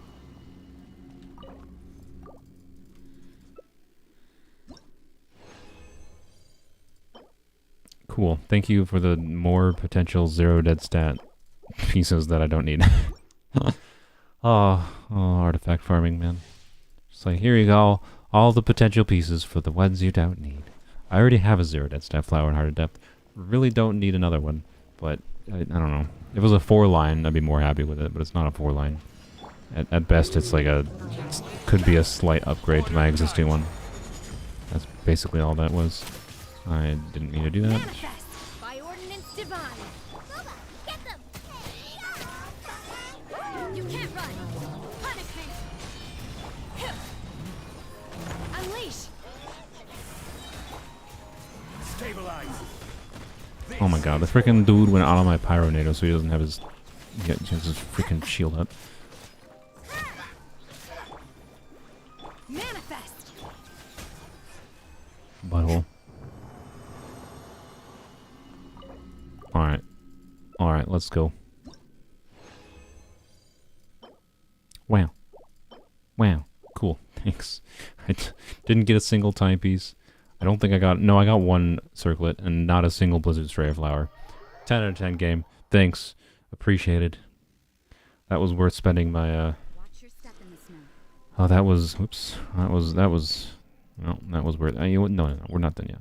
We're not done yet. It's Strongbox time. I hate my own stupid desires with RNG in this game. I should save... I should not do this because... I should save these for like doing a video for Strongboxing or something. You know. But whatever. Screw it. We doing it right here. Right now. We're gonna get... Guaranteed. We getting... All... I did Blizzard Stray, right? Alright. I should save this, but guaranteed we're getting all... I guess I'll record this. Alright. Here we go.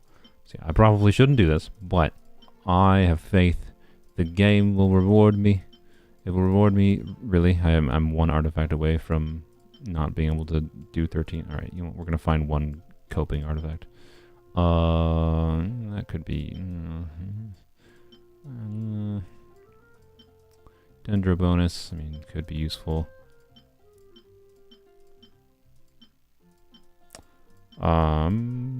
Crit rate with crit damage. I forgot I had this. I should definitely level this up sometime. Crit damage with HP and attack. Crit damage. You know what? Def percent. ER. Crit damage. EM with crit rate. What do I ever need this? No, I don't know. I can't decide. I'm sorry. I'm sorry. I do know I kept the... What did I keep? No, yeah, I kept those for like a Toma. You know what? This is fine. There we go. There we go. Alright. Alright, 39 artifacts into Blizzard's Strayer. Surely we'll get what we need. All I want is flowers and timepieces mostly. Alright, well, there are 0 flowers. Alright, but maybe, I don't know, if a Cryo Goblet could make up for it, but my current Goblet's already really good, so... Attack Goblet. Attack Goblet. Attack Goblet. Wow. That was 4 attack goblets and a death goblet. Alright. I mean, sure. That could be an upgrade technically. Double mineral is sad, but it's fine. Meh. Healing bonus, nice. Death percent, nice. EM, nice. Attack percent with crit damage and ER. Wonderful. Alright, there we go. There's some kind of minor win there. That could be an upgrade, and then the feather could be an upgrade. Both of which were pieces I already had, but you know what? It's fine.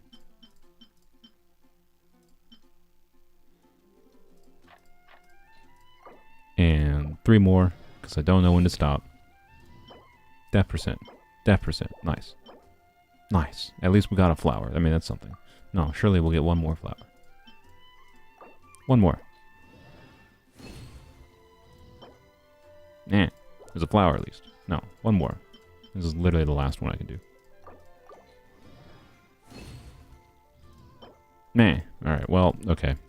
All I wanted was a flower, and I did not get it. But,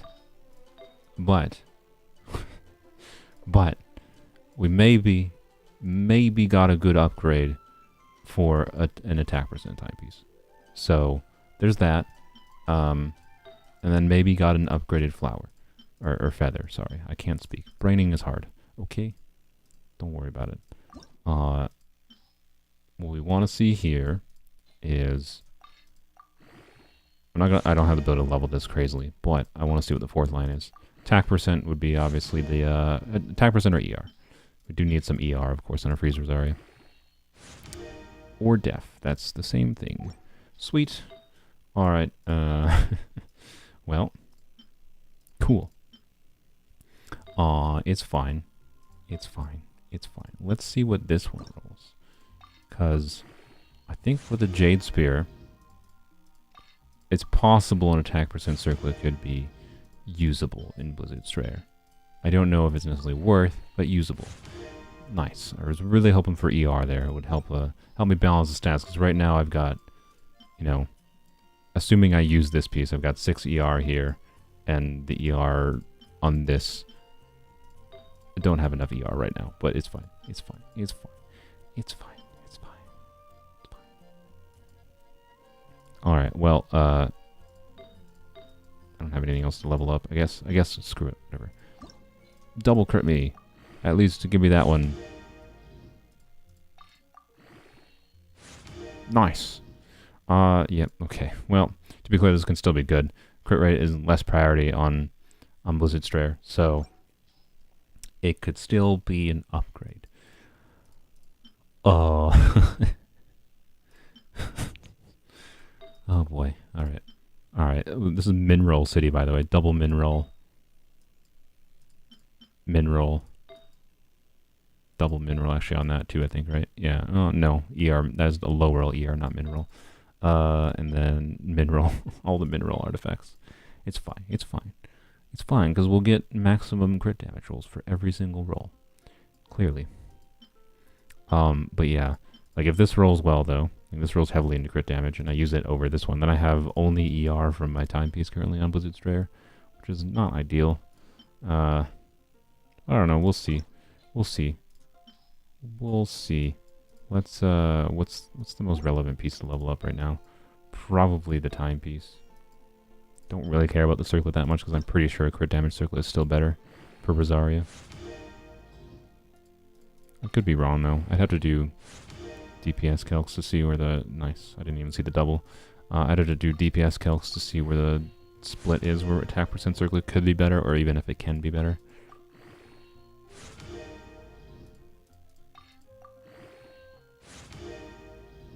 Cool. I'm thinking this circlet is, or this timepiece is not an upgrade. Do I even bother with it anymore? I think the answer is no. Because it has to roll twice into crit damage to be an upgrade. Like if it max rolls crit damage because it starts with a min roll, it's not an upgrade.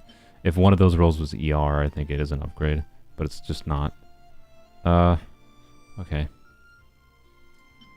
Do I have enough to get it to level 16?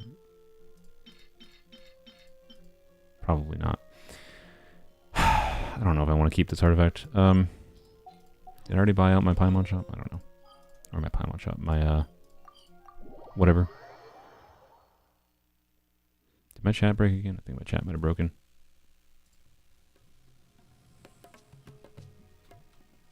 It did. People still talking about lore. That's fine. This realm. I didn't.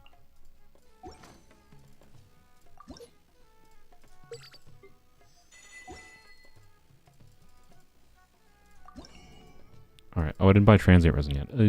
I should probably not buy. How much does this cost? Oh, no, it's fine. Okay, perfect. I can buy both. I don't know why I didn't buy the transient resin yet, but I did now. Perfect. If you ever Pivot. Okay. Now, surely we have enough. Surely. We'll give you one chance.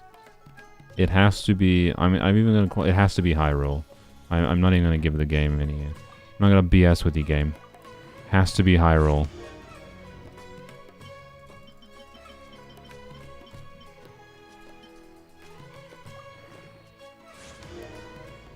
And that's straight up dead now. Yeah, it's just not. Okay, cool. Let's try this feather then.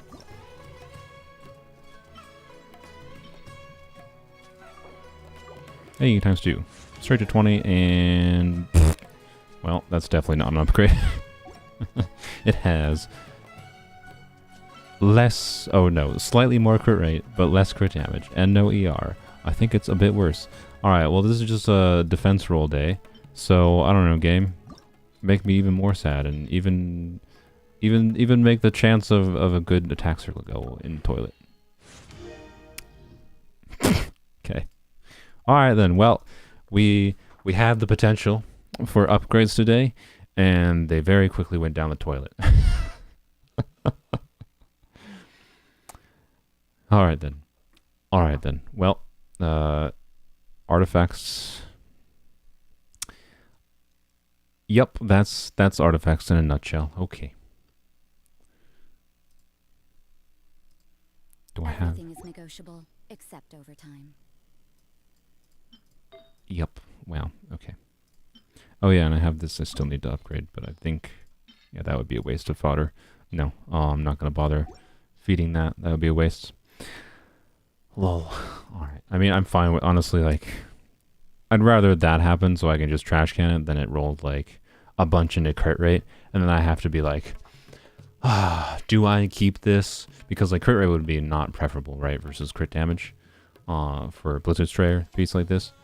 So, but then I would have to legitimately contemplate keeping it. Now I can just confidently throw it in the trash can. So that's the upside of it rolling so crap. I just can confidently throw it away. Oh god, this game. Is there any other pieces I need to like feed to find out? Yeah, like one of these pieces, honestly. It's like I need... Yeah, let's... One of these emblem pieces, I think I want to feed that into. Reason being, I could also level up like these noblesse pieces or whatever. Actually, maybe I level up Mika's... Nope, I don't care. Mika doesn't need the flower leveled up, and he doesn't really need the circlet leveled up either, so it's fine. I think I'm going to level up this piece, because if this rolls heavily into crit rate ER, then I can give Candace... I can give it to Candace if it has more heavy ER, or I can give Candace back this piece from Shangling. But I think actually the feathers are more valuable. Crit damage, ER attack, crit rate, ER. Yeah, I think I'm gonna throw it into this piece. Surely this one. Okay. I'll take that. That is actually two. Yeah, that's 2 crit damage rolls. And then one max attack roll, I think. So what was that? That was 12. That was 2 low attack rolls. This is an example, by the way. This has 4 crit damage rolls. If we had 1 high roll and 2 max crit damage rolls, this would have been like 28 crit. Right? This could have been 28 crit damage. But instead, it's the same as like 3 high crit damage rolls. That's why low rolls suck. It's because when you get a bunch of low rolls, it basically just equals a missing crit damage roll. So this artifact should have like 28 crit damage. I would have preferred to actually roll more into ER, to be honest. But this piece actually has some usefulness. So that's something. Would have definitely preferred ER, I think. But it's fine. It's fine. If it rolls into ER the last roll, I could use that as like an onset piece for Candace and go to like an off-piece flower. So, at the very least, is my thinking.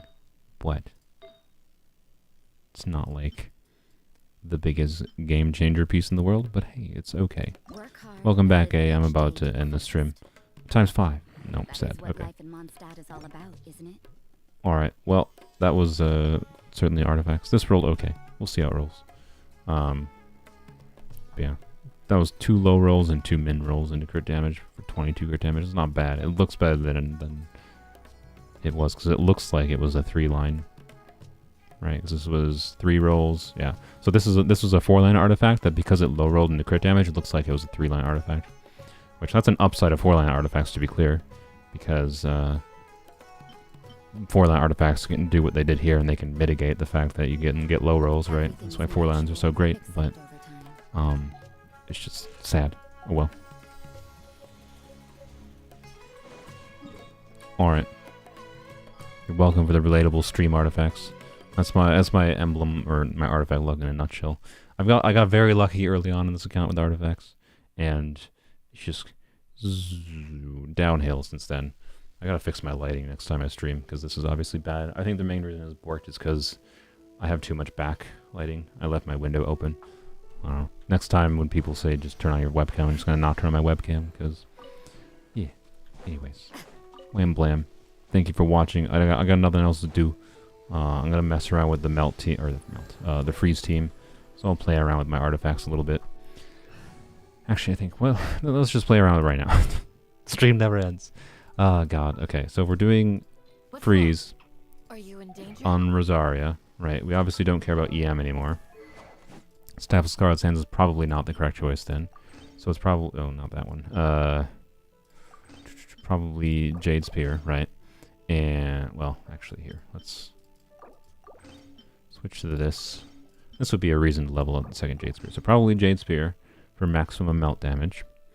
Maximum freeze damage. And then we don't care about EM anymore, so obviously we don't care about Gilded Dreams. So we can do either 2-piece, we can do 2-piece Blizzard Strayer, but like the crit value on these pieces are, on this piece and this piece is pretty low, because right, they have EM and whatever.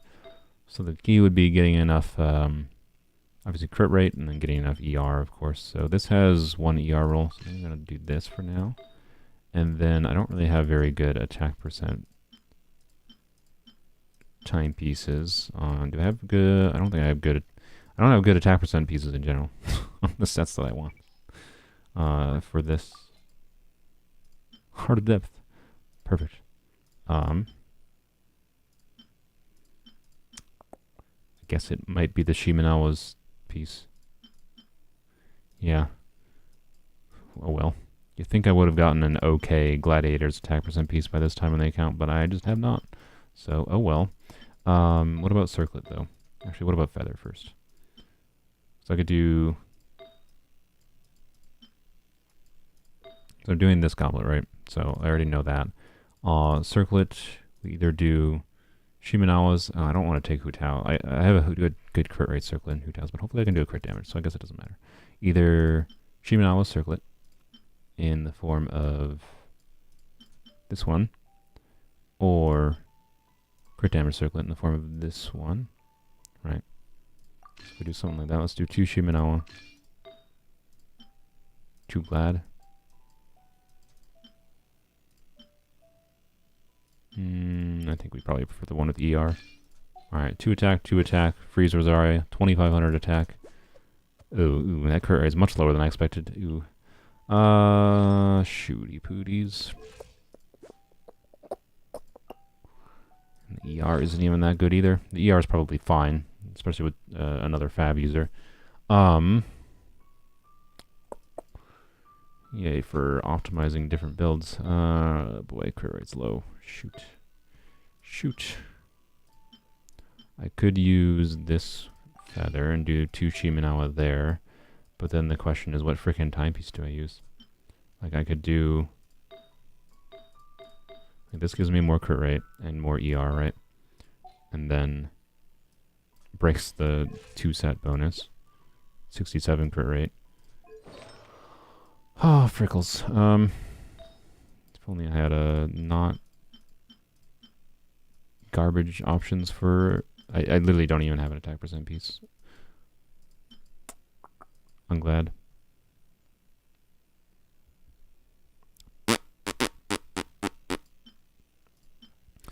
Is this just a substats over set bonus moment, I guess? This is Lasad's.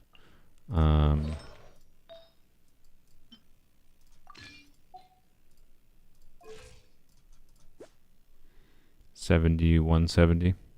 That's okay. I guess I could do a better crit damage circlet potentially now. If I'm saying F set bonuses. No. It's not really that much better. This is.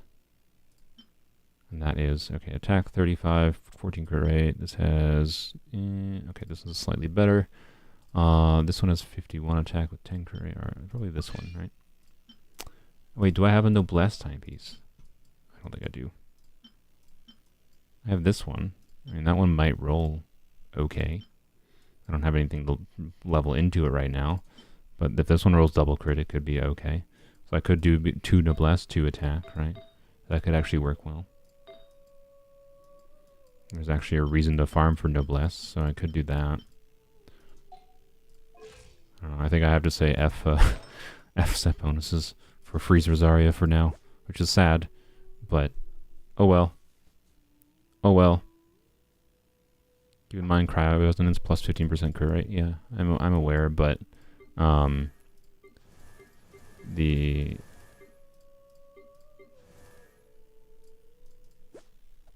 we overcapping actually? Because I did forget about actually. I wasn't factoring in her C or her Ascension 1 passive, 12%.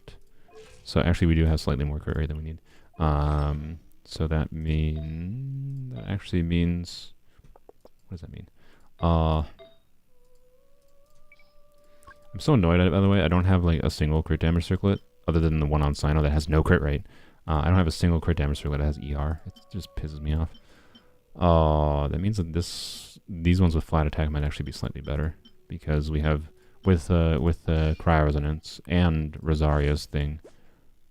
There we go. Yeah, so that would be because you can add like 25% crit rate to that, right? So we can actually get away with less. The question is this build better, right? Or is the 2 attack build better? Because I guess with the cryo resonance going, if you're freezing consistently, right? You'll have cryo resonance. Then maybe it's not actually that bad. I forgot. So I forgot.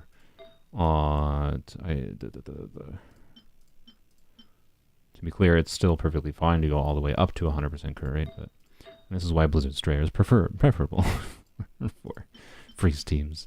If only they didn't roll like garbage. Garbage.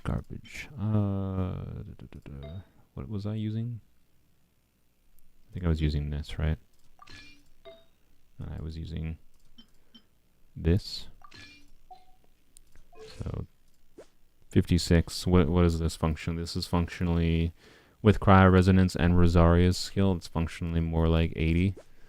So technically this is probably fine. I don't like it. I'd still prefer higher. Like, I prefer the balance of the previous build, but this will obviously give me higher damage numbers, and the crit rate is actually good enough with freezing going. So I think it's actually fine, right? Because it'll be at 70, 82, right, with Rosaria, as long as you can backstab Rosaria. Without backstabbing Rosaria, it's only 70. But it's fine enough, I'd say, to test out. So I don't know, let's go see. Real quick, what do we get for Freezy's damage on this team? Let's go see. We'll try it against something that can be frozen, so I guess against this boy. The highest damage will come from Rosaria's skill, by the way. Hello, boy. Unleash! Cryo incarnate! Do your work! Hear my judgment! Nice 30k there. Alright, that's pretty good. You can't run! And we can consistently apply it, and if I can do like charge attacks with Rosaria too to keep up Hydra application to freeze. So, yeah, that's pretty good. I like it. Of course, you didn't get your burst back by like half of an energy. Annoying, but yeah, I'll try that in Overworld for a little bit. I think, see how that feels. But that number, that we can definitely get that higher. Like I think getting 30k on her skill, we saw like 28k. I think getting 30k on her skill and near to the same-ish amount, because the multiplier on her burst versus her skill is relatively similar. So I should be able to get near 30k as well on her burst in that freeze team. That's what I'd be satisfied with, but I think we'll definitely want to move towards doing a Blizzard Destroyer set for that in the future. So I think I'll farm Blizzard Destroyer for a while instead of like Gilded Dreams. The Melt Rosaria works well enough, I think, with the current artifacts, and it's going to take a long time. Like I'd probably have to farm Gilded Dreams for 2 months to get one improvement on an artifact minorly. So I think I'd be more interested in getting artifacts that enable a better team. But I saw Sealies over there and I wanted to grab them, but apparently I shouldn't have bothered. Where are they? There they are. Why is there 2 Sealies here?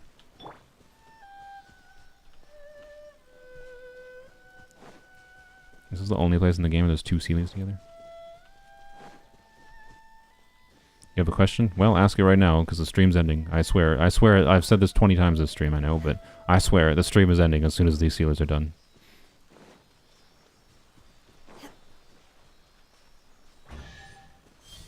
You don't have. Also, you don't have to ask. Say you have a question before you have a question. Just ask it. What are they used for? All right, there we go. Can I buy Mora from Leeway Harbor?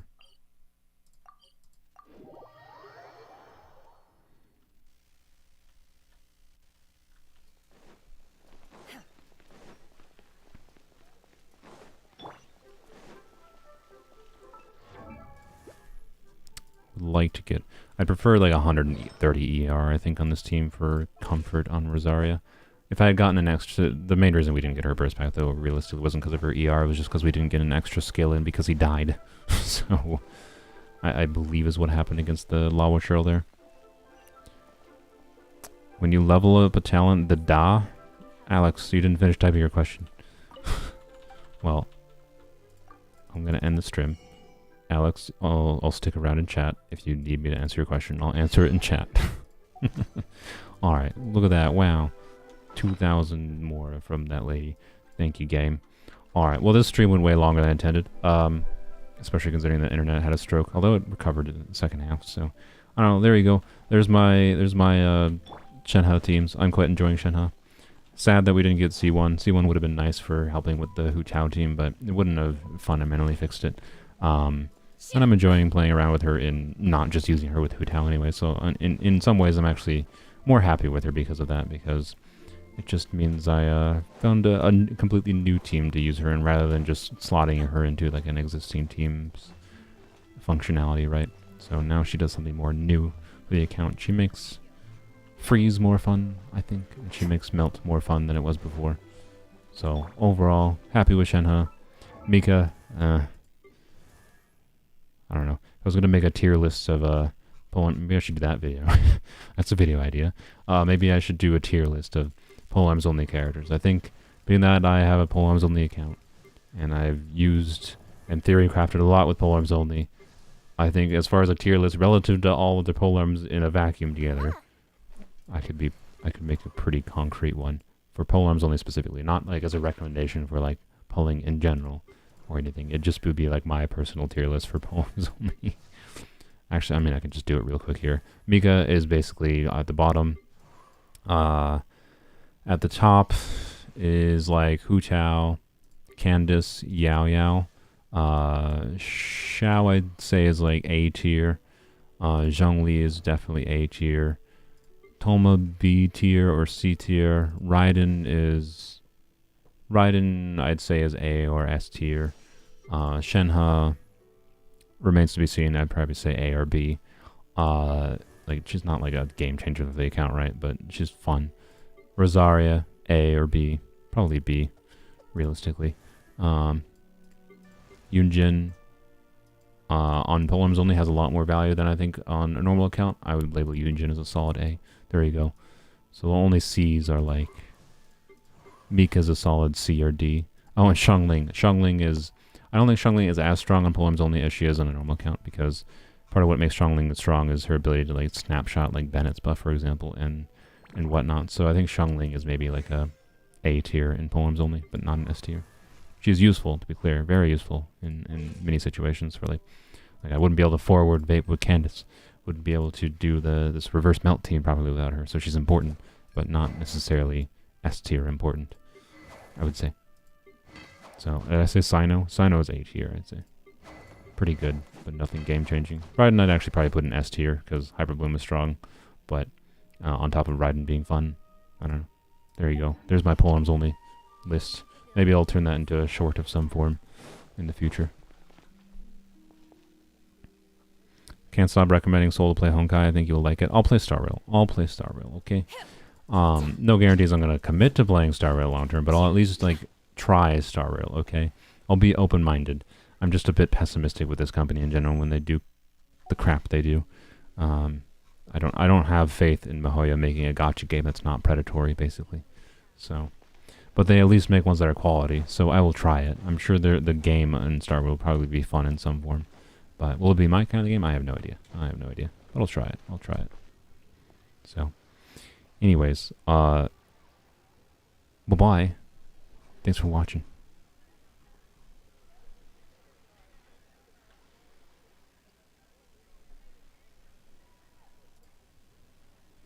Oops. I wanted to let Shenhe do an idle before I ended the stream. Come on. There we go.